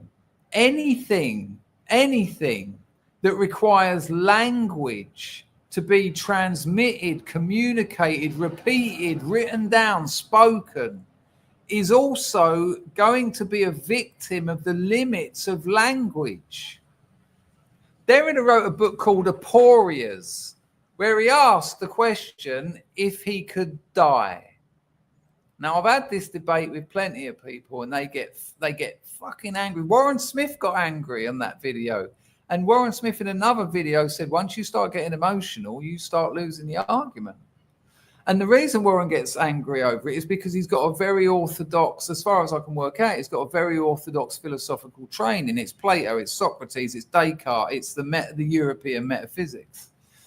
But Derrida pulls the rug out of under those. And if you're going to take Derrida on board, you've got to reevaluate everything you previously thought, and they don't want to do that. I think Warren will. I think Warren will at some point. He's still very young. But when Derrida says, can I die? Here's the point he's making. So, yeah, sure. What does death mean? His heart stops beating. His heart stops beating. Okay. Is that what we mean by death? And his body starts decaying. Is that what we mean by death? And the people might say, yeah, that's death. Okay. But Derrida's written like 60 books. Let's say 50, 40, I don't know. And have you ever cried when a lover has written you a letter? I have. I've cried when I've written another lover a letter. That's a letter. That's a bit of writing. And when you die, those letters still exist. Those books still exist. People have memories of you. Have you ever remembered someone that's died and cried? They've affected you. They're dead, but they've affected you on a very profound and deep emotional level.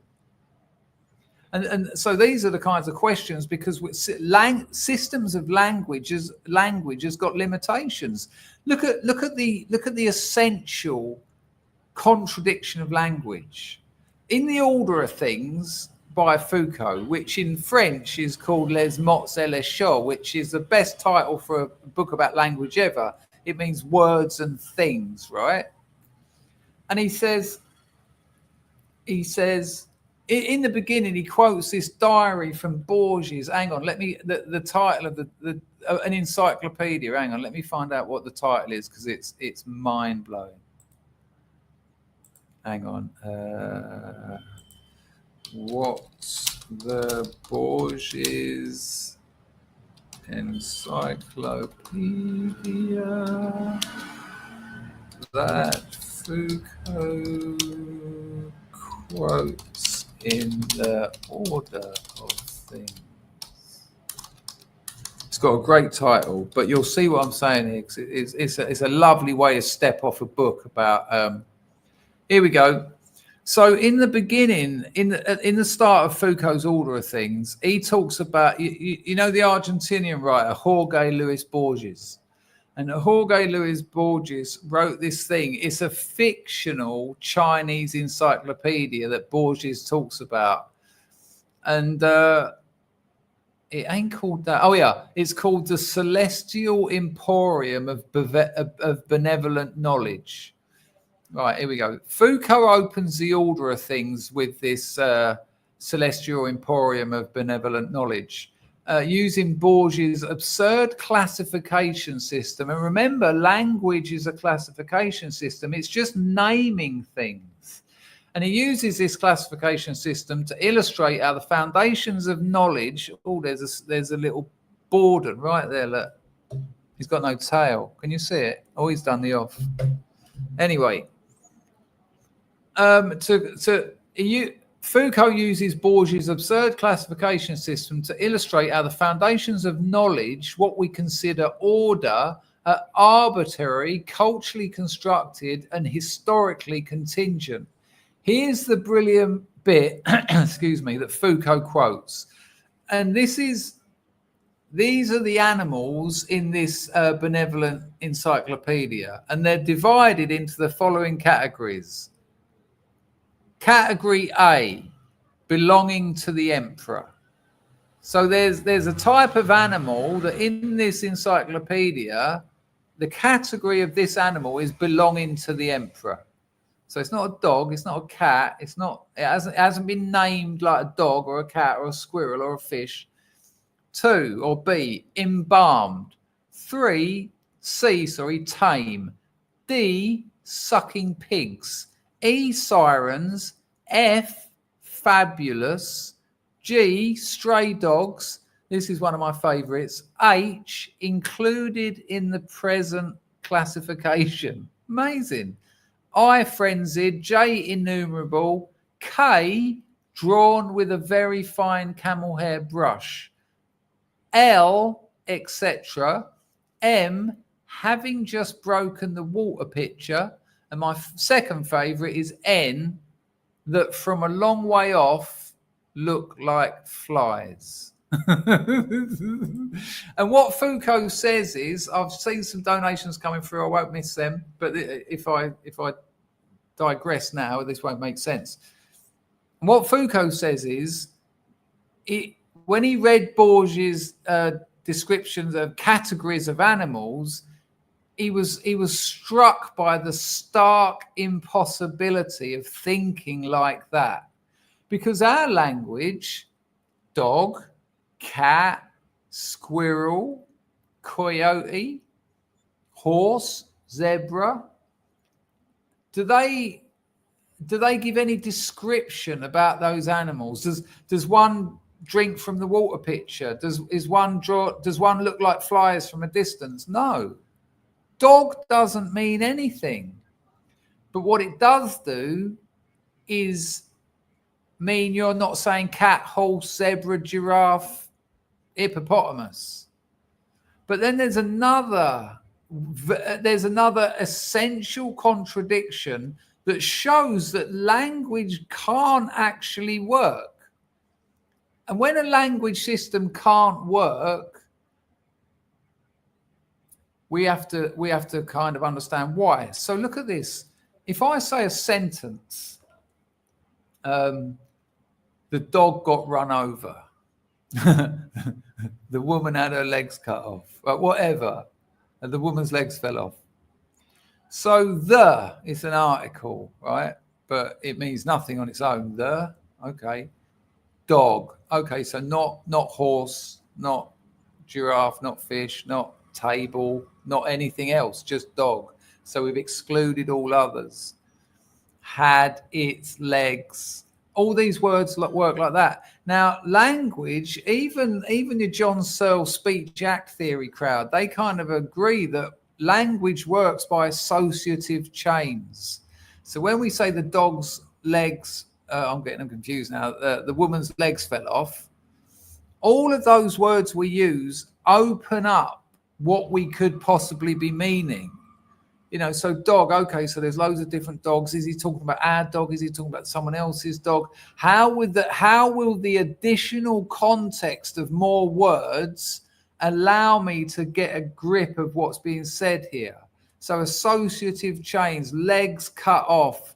Okay, so legs, and it could mean his back legs, his front legs, this, that, So language, when we use it, whether it's written or spoken, whether it's a footprint, whether it's a key dragged down the side of a Tesla, any phonic or graphic mark, so a noise or a graphic mark, not only does it round down meaning because we're becoming specific.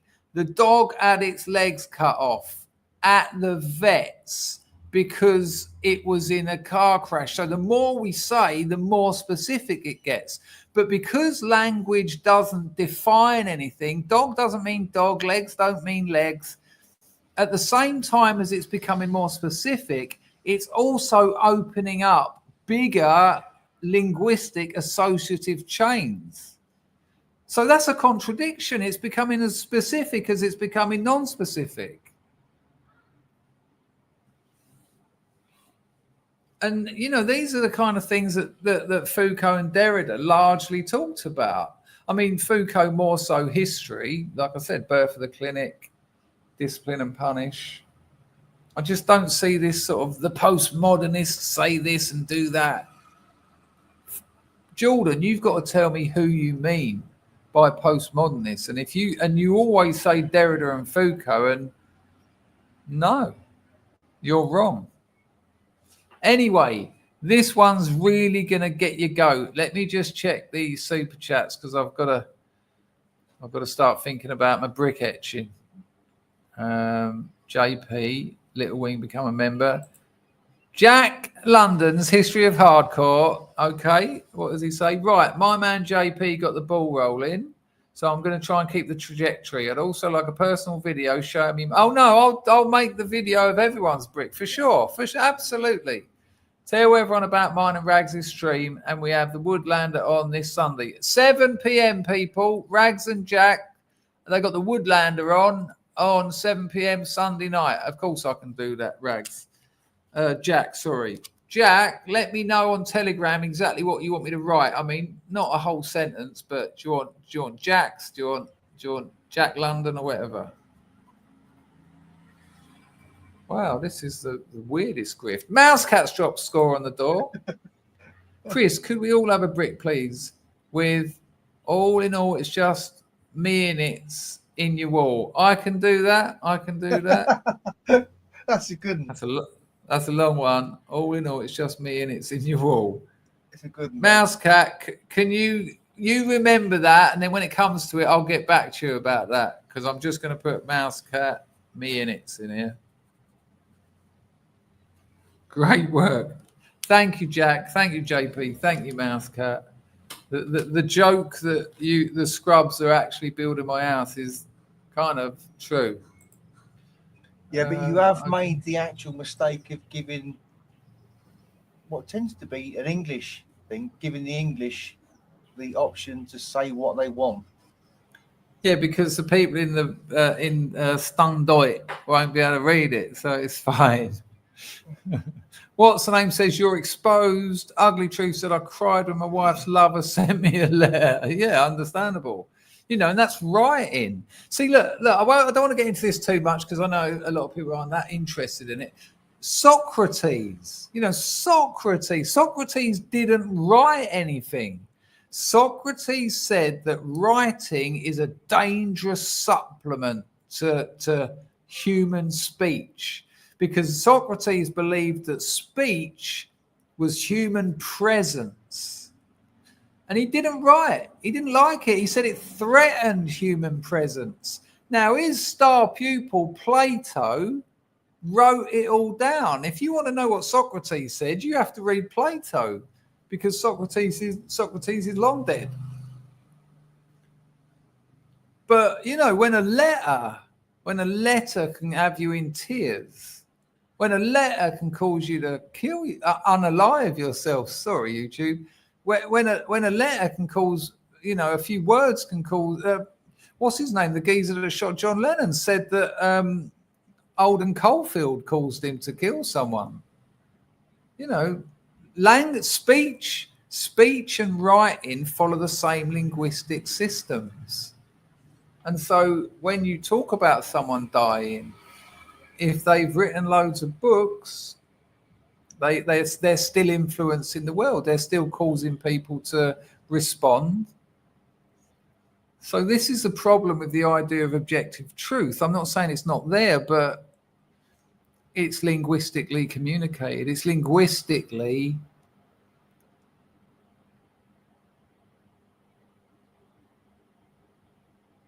named. That's what we do. We name it. And the problem with that is therefore it will have it by definition it will be part of a linguistic a system of language. Okay, right, check this one out. This is gonna get I just see someone I haven't said hello to there. Hello Pax Max, coming out to Bodia soon. Hello Anns. Anglo says, Packer, get a grip, where's your cravat? He's let the side down, Anglo. He really has. I had no idea. I was thinking of rushing off and putting a suit on. I had like 5 minutes, but I was eating my dinner. What, because you see me wearing a shirt in some of my recent videos? Someone said I let the side down. Grego says, Borges, the fellow who played the piano backwards, what's his name? Is it Borges? I know I know. Yeah, Victor Borges. Yeah. Good call, Gregos. Hello, Umbrella Man. He certainly has. I heard he wants his hard drive buried with him. He is absolutely brilliant. People, if you haven't read Jorge Luis Borges, the geezer worked in a library most of his life, and all his books are about libraries and classification systems and systems within systems and libraries, the library of libraries and all that stuff. If you like Russell's paradox, which is the best paradox ever, you'll love Jorge Borges. Great stuff. Hello, Latus.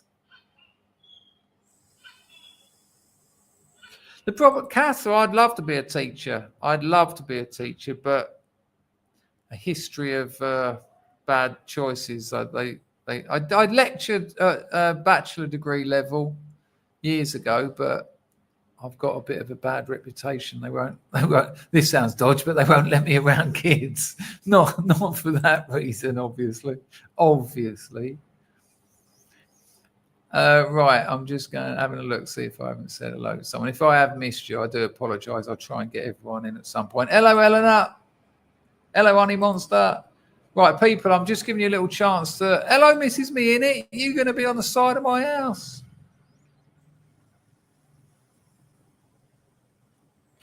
There you go. Mrs. Me in it loves regional slang, working out what the fuck is going on and saying, oh, yeah, I got it. Sometimes the same day as well. Stop me.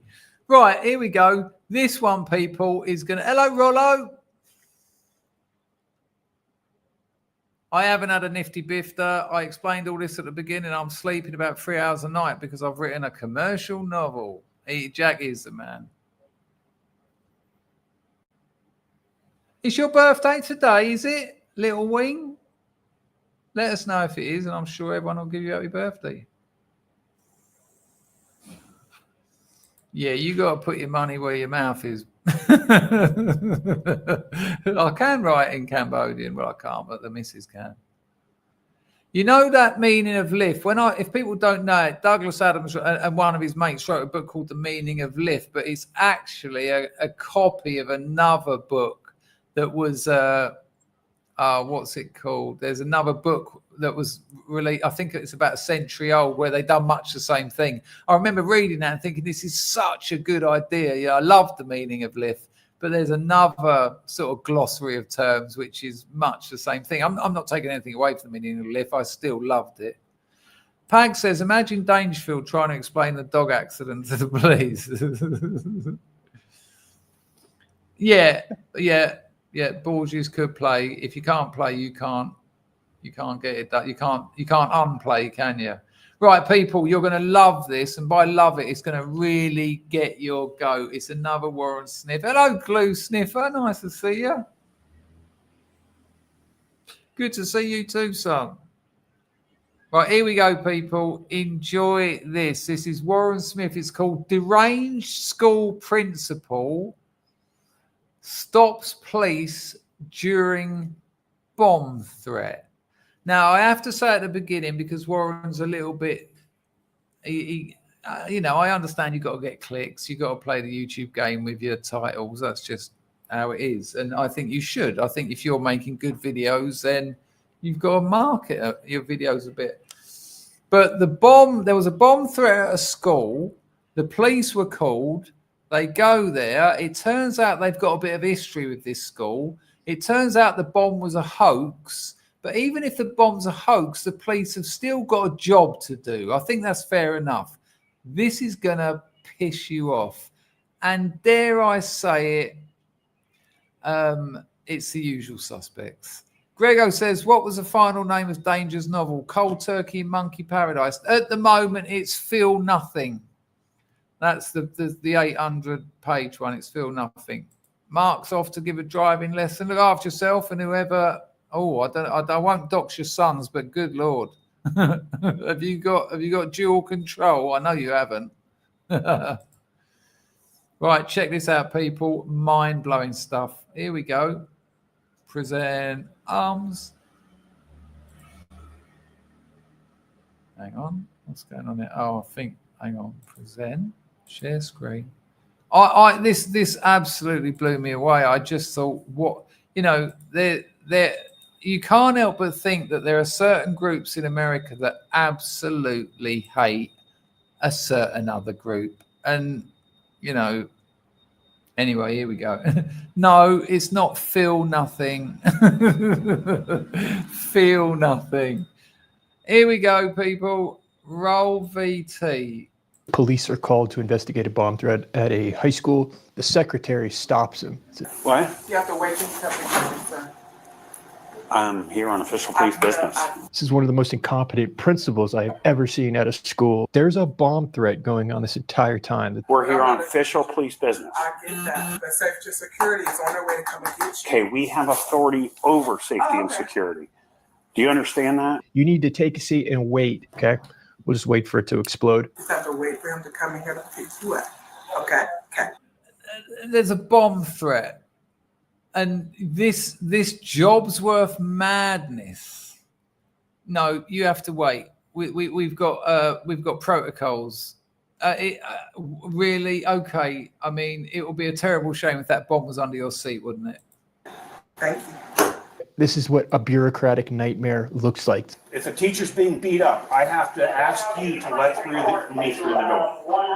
Is that what you're saying? She just ignores that point. No, I need Mr. Howell in my office ASAP, please. She's literally talking on her radio, on her walkie-talkie, to get someone else to come in because the police are there causing problems. And he makes a great point. Imagine a kid. Sorry, this really gets to me. Imagine there's a kid and he's repeatedly banging another student, which we know happens, or a tutor's head against the wall. The old bill turn up. What you want is for her to say, it's room 5, I'll take you there, let's go.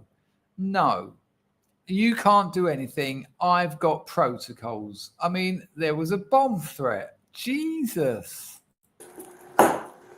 So if a teacher's getting beat up, I have to go through you to get to that teacher. Let's see how she responds to this. That's what you're saying. Yeah, she responded to it by totally ignoring it. I mean, it just defies humanity. This isn't about a bomb. This is about a hatred of the police. And I'd suggest there's another level of hatred going on here, which I can't really talk about on this channel or on this platform. That's a very good logical point. She doesn't address that at all. She said we have to wait for safety and security. Columbus police are over safety and security. If there's an emergency here, I don't need to explain to her, I need to get in here and get in here now instead of go through this. What? Not according to the district rules that they give us. Not according to the district rules that they give us. I mean, the police, JP, I mean, the police have been so disarmed. You know, he knows that what he should be doing is saying, I'm overriding you where, you know, all the old bill have got maps of they've got blueprints of these layouts. He should go straight there. Check it out, maybe take the bomb squad. You know, putting up with this nonsense could cost the lives of half the school. What if there's a shooter in the school? What if there's a shooter in this woman's room? I bet she wouldn't be on her fucking walkie-talkie then, would she? I mean, but he can't do that. If he overrides her, he'll lose his job. He'll be called a racist. He'll never get a job again. He'll lose his pension. So he has to put up with this absolute stupidity. In a real world scenario, they would not have time to talk to the secretary about why they need access. So if you have a shooting, she's going to sit here and determine to let us in. That's not acceptable. Competent police department, they have the layouts for every school building and they train. They used to tell us, when we come in loud and you. So Warren used to be a teacher at a school until he lost his job for teaching kids about critical thinking. Look it up. It's shocking. You will know that it is us. The principal has arrived on scene. I just heard a lot of, well, can you step back over here? Can you step back over here? As though she's it's like she just wants control of. I know, Mr. Howe, come on back up. Oh, so Antonio Fargas has rocked up. I mean, what could possibly go wrong now? Over here, please. The door, please. So what I'm going to do is get back a hold again with the teachers union. I'm going to get a hold of legal What because does the teachers union have to do with this? because it seems like If you don't know what the teachers union has got to do with this, I mean, she knows what the teachers union has got to do with it, but just say it, just stall it, just exercise power, show the police that you're above them. You know that the police are just totally disarmed, and he's got to go along with this absolute, potentially devastating nonsense. like they're some of the only people that have pull. That's crazy that the teachers union, he's like, that's the only people that seem to be able to have pull to be able to resolve something like this. That's a problem in itself. If we have an emergency at the school, I should not have to explain to this woman why I'm here. I don't come here for party time. I come here on official police business. This is a game we've been playing for years. This is a game we no longer want to play with you. So they've got previous with this school. I looked into this school. If you go to the Scrubs Lifeboat, the email, I can't say this here. It's a thing that YouTube really doesn't like. But if you are on the Scrubs Lifeboat, look for my post. The email is there. I've even put you an email template to contact the school. Be nice. Don't just shout at them, but let the people who run this school know that this is ridiculous. I mean, I don't know how he could make this any more simple. It's like he's talking to a child. What I do know is, and I want to make sure this is on camera too, we felt a lot of disrespect by some of the members of the Columbus Police Department. I mean, there's been a bomb threat at your school, and you're talking about disrespect.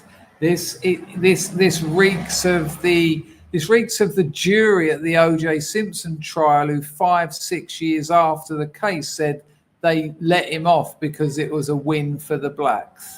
Including yourself, sir. And this is where it gets crazy. Watch what she does here. How did we disrespect you? Oh, at one point in time, one of you. Right, I'm just going to take this back, because as soon as that head mistress, Big Mike, watch when she goes, oh, one time, watch the other woman lean back, arms folded.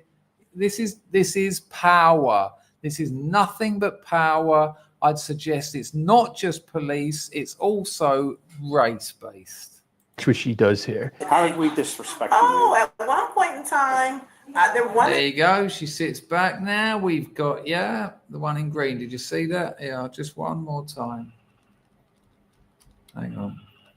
Watch the timing. As soon as she says, oh, and the other one was like, here we go. That's my girl. Go on, sister.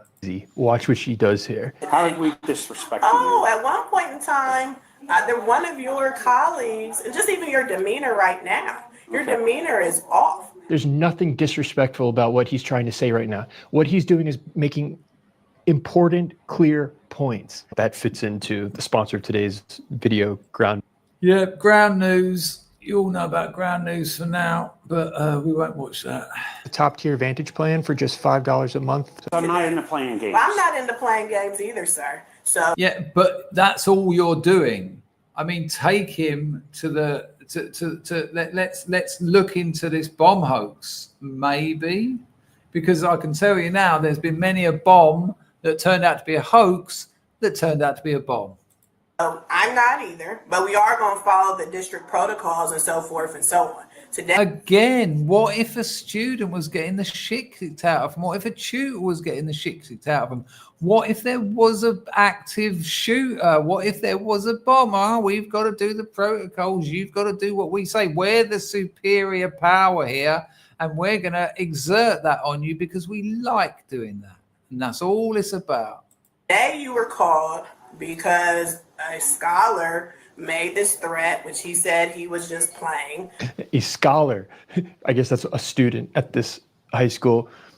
Secret scholar in the house, I guess. And so now you are here. Miss Nash was doing her job, I don't know if she knew you were coming or not. I don't know what transpired. Okay, if she knows we're coming here for a reason, I should not have to beg and plead. No, don't argue. Don't argue. See, look at this power game. Don't even argue with them. This is all just maintaining frame. Her body language, leaning up against the thing. Like, if there was a situation would have been warranted that it was immediate or whatever, I would have been told because I'm the first point of contact. yeah, it's not up to you to decide if it's warranted or not. So if a teacher's being assaulted. So if a teacher's being assaulted, so there was a breakdown on that too, which Mr. Howell and I discussed as well.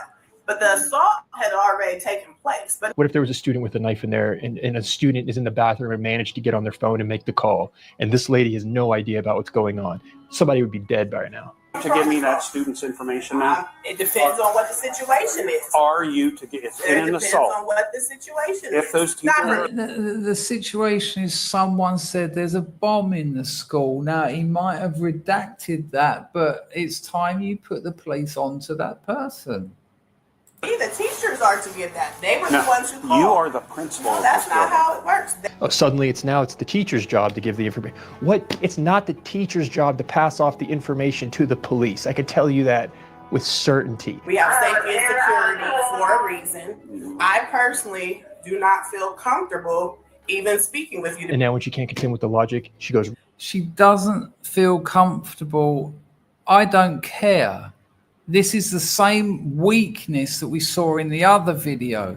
This is exactly the same. Life isn't comfortable. And this goes back to my whole thing about mental illness. The psychiatry, the DSM-5 has turned life, painful life. Hang on, let me get this right. Psychiatry and the DSM, and it's bigger than just psychiatry and the DSM, because the whole sort of mental illness thing has gone into, is part of this not feeling comfortable, feeling harmed by a debate. That's why there's things in the DSM that you just put syndrome at the end of it, and there's really bizarre things in there like angry challenge syndrome. It's like what eh? And, the psychiatry and the DSM has turned painful realities, which is life. Life is full of painful realities. And psychiatry has turned them into psychiatric abnormalities. So this is quite a difficult situation. She's got her mad power game. She doesn't like the police. She doesn't like something else about him, I'd guess. It's conjecture, but, they've got form. And so rather than her just say, rather than her just admit that, yeah, this is challenging, this is uncomfortable, because life is fucking like that. Suddenly, no, I'm uncomfortable, which is another way of her accusing him of making her feel uncomfortable rather than the situation actually being uncomfortable. These people think they can get through the world just like, oh, nothing's going to touch me, nothing's going to upset me, my feelings are going to just be on a nice level all the time. It doesn't work like that.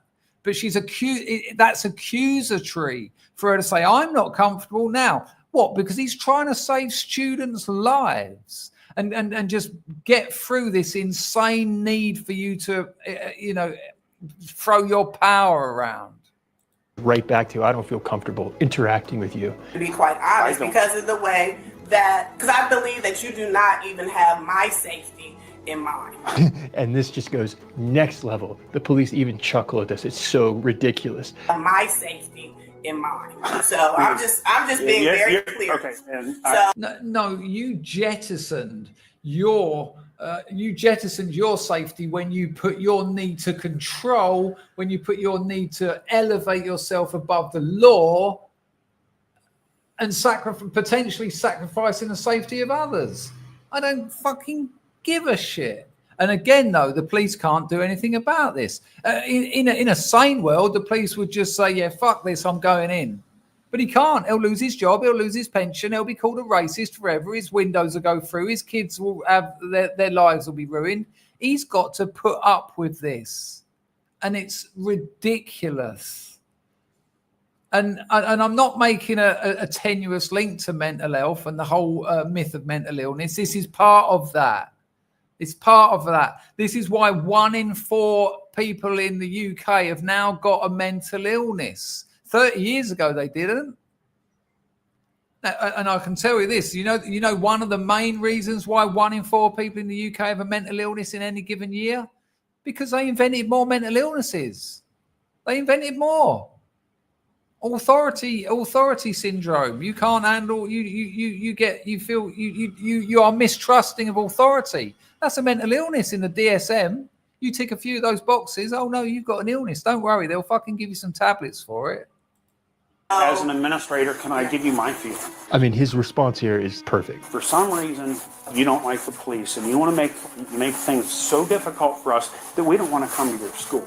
And listen, I listened to you, did I not? You did. You are, and I don't. The other one lays back again, arms folded, hostile as hell. Are you really saying that? Don't you know who we are? Have you not noticed that we're a protected group? You're not allowed to say this. You're a policeman and you're white. I don't know what in your life happened that you hate us so much that you nailed it. Don't want to cooperate. But the teachers union, and I've talked with them. I'm gonna pause you because it's not going to be a back and forth. There's not going to be a back and forth. That just means there's not going to be a conversation here. Yeah, we're not going to debate this. We're not going to try and sort this out. She knows what she wants. She's got a position of power. Don't try and use logic and critical thinking to actually make me change my mind. No, I like it how it is because I can tell you what to do. Whoa, what's happened here? Hang on a minute. I don't know. I don't quite know what happened. What happened there? Is that all right? Maybe. Where's the default view? Hang on, people. Apologies. Here we go. There we go. Roll VT. You can't even talk to me. But all of this and escalatedness and so forth and so on. No, you escalated it. You and your little thing on your right there. You escalated it. He come in. Right, where's the bomb? Where's the hoaxer? Let's sort this out. No, you escalated it. He's done everything he can to de-escalate this, and you outright said it. No, we're not having a back and forwards. No, you listen to me. I've got the power here. Do you know what happened 400 years ago, 200 years ago? I do not feel safe. I don't feel comfortable. This isn't about you, lady. This is about the safety of the students in your building under your care. And you're speaking to police officers responding to a bomb threat. She should be fired. When she's not lying when she says I don't feel safe and I don't feel comfortable. She doesn't feel safe because she's having her power threatened. She doesn't feel comfortable because she's having her power threatened. That's actually the first true thing she said. Because I'm the building principal, That's and ridiculous. I heard what you was don't going feel on, safe right and now. I came on. You don't feel safe right now. I do not. Okay, well then run I mean, with his body cam and all the other people in there, you look like you're really in danger. I mean, this looks like a really. I mean, next thing you know, he's going to tase you and stick his neck on your back of your throat. To go back to your office and hide in safety. He goes, why don't you go back to your office? Hang on, did you hear that? Why don't you go back to your office? I don't know if he said hide under the table or hide in safety. Amazing. Yeah, we'll have it again about me interrupting. Okay, well then why don't you go back to your office and hide in safety? He goes, why don't you go back to your office and find safety? It's Officer Connor, badge 1300. And you know what? When I was like 15, 16, getting in trouble with the old bill, first thing you always say is, give me your badge number, give me your badge number. Yeah, I'm going to report you. It's so embarrassing. It's the same one as when you get cuffed as a teenager. The first thing you do is go, oh, they're too tight, they're too tight. Then you sit in the back of the car grinding away at your wrists so that when you get in there and you see the staff sergeant, when he takes them off, you go, look at my wrists. Every time they go, no, that's all right. That asking for a number is exactly the same as the old, oh, they're too tight, they're too tight. Ridiculous. I do not have to provide you with a card, and we can play this for whoever you want. This lady should be fired. This is the most incompetent principal I've ever seen, and this makes the administration that I've dealt with look like consummate professionals. And they're the consummate professionals who fired him for teaching one of his students how to think critically. Something in her life has happened, and I don't know what, but She is absolutely the most uncooperative person that I've ever dealt with in a school system. And there you go. Well, just have a look at the comments, because there's something I wrote that might help you. Oh, looks like, let me see if I can go to newest first. It was probably, I don't know if it's quite an old video.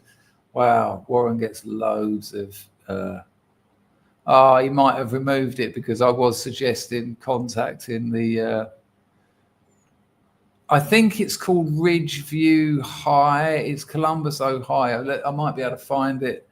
I'll get rid of. I'll take the screen off while I go through my history. But if you're part of the Scrubs Lifeboat, I put their email. I put a template email. You know, and as much as you might want to write to them and be an arsehole, I mean, that it's not going to help. But if you write to them and say, I saw that video, and it's just, you know, well, you'll see if you go to the Scrubs Lifeboat, you'll be able to. Let me see if I can do a Control F on this. Oh, wrong page. I'm confused. I thought the American police had a shoot on sight policy with mouthy black people. Only if they're armed, I think. What I was led to believe. Oh yeah, I see what you're saying. Sorry, mate, I didn't quite get that. Sorry, I'm looking for this comment. You can find it though if you search on Google, people, and you just put headmistress impedes police Columbus, Ohio, you'll find the school. On the school website, there's a contact form, but when you hover over the email us in the bottom right of the screen, you actually get to see their email. Get ChatGPT to write you a decent, just being nasty and rude will get us nowhere. But, you know, if you actually say, I watched that video and I just think this is shocking. The school is almost all students black, and you can assure you that there, without a doubt, there'll be a few white kids in there who are having absolute nightmares. Right, people, I am done ski. I haven't got the energy for any more. Sorry, it's only been 2.5 hours. I'm going to play an old classic for you. Packer, what do you make of the stream tonight? Excellent. There's some real characters. I did like her. She was like a black Barry White kind of looking thing, wasn't she? Like Barry White. Huh? The headmistress. Yeah, but he wore white, didn't he? That was his spiel. But people, anyway, there's that QR code if you want to put your camera over it and get a little video reply. If you do donate with that one, you can do your 20 quid there as well. Tell me what you want to say. I'll say something to your lover, your parents, your brother, whatever you want. Then you can just say, have you seen this? And it'll be some weird in-joke. QR codes on the screen now. Don't forget, if you want your own personalised brick in the Dangerfield Province house, we've already got 3 people signed up. Surprised me as much as you. Thanks to everyone who donated. Thanks to all of the scrubs. Lovely to see you. Thank you all. Hello to all the new subscribers. Mind blowing that I've got them. And thank you, people, for engaging in the if you want to use that buy me a coffee thing, the link's in the description anyway. I don't really want to end the video with me and Packer Tiny. Thanks for engaging with the videos, because it's really working, all those comments, and it's great. So it means the world to me. I'm trying to up my YouTube game, and to actually get some new subscribers for the first time in about 6 years is quite something. So thank you all for giving them a bit of your time. Packer, summary of today's show? Fun. Nice to have some new people in the chat. And yeah, I think so. And I this actually is all I do, by the way, to the new people in the chat. This is as much as you'll ever get from me. And that's why he's brilliant. All right, Packer, I'll let you go. People, give Packer some love in the chat. Look after yourself, mate. The missus is away for 3 days, so I'll likely stream again tomorrow. I'll send you the link if you're up for it. Come along. If not, no. Look after yourself, mate. See you later. Ta-da, mate. Yeah, give him some love, people. A little PK or a PK or a P in the chat. Whatever. Don't pee in the chat. Don't urinate yourself. Okay, this is the outro music. It's an old classic. I think you're going to like it. It's a bit of a shame Alan isn't here because it's his favourite. Hello, Charlie. Yeah, exactly. Charlie, you've outed me. I was trying to keep that on the queue to me. But 2.5 hours is all right, considering I can barely keep my eyes open. Bless you all, scrubs. Lovely to be back. Yeah, great. Look after yourselves. And this is a song called Lovers of the World. You might know it. You might have heard it before. It's by a geezer called Jerry Wallace. I will be putting your messages on the screen. Let me just check entropy. I don't want to have missed anyone over there. Oh, don't know what happened there. No, I don't echo phone. Anyway, here we go, people. Let me get rid of my silly little boat. There you go. And that, and that, and then that. Let me know you've got audio. Here we go. Roll VT now.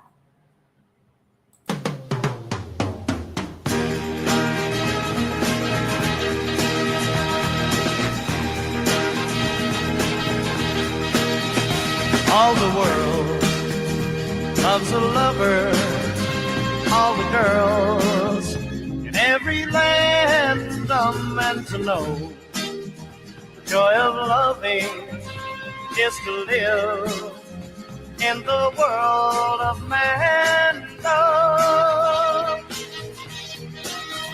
There's someone who's waiting for you. Soon the world will be yours for a toy. Music starts to play, night will turn to day.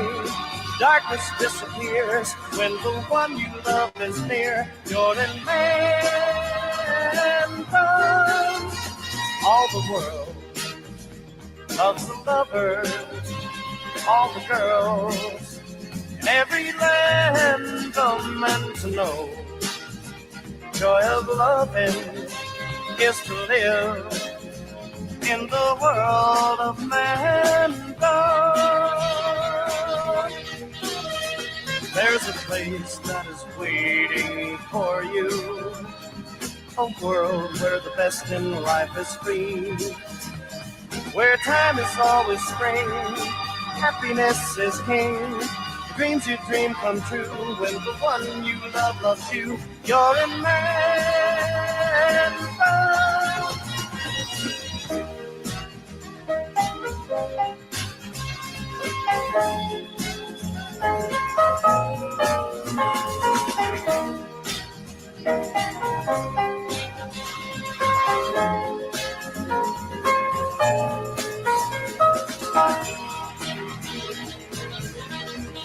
Key change. All the world loves a lover. All the girls Will do, mate. Amazing. Joy of loving is to live in the world of man love.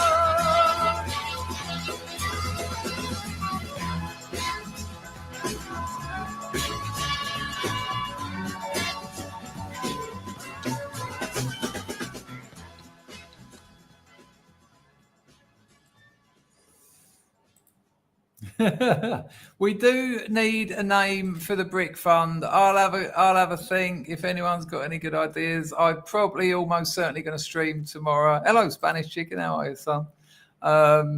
Yeah, I'll see if I come up with something, but I'm open to suggestions. Look after yourselves, people. I'm going to watch Arsenal lose to Crystal Palace. Hoi! Ta!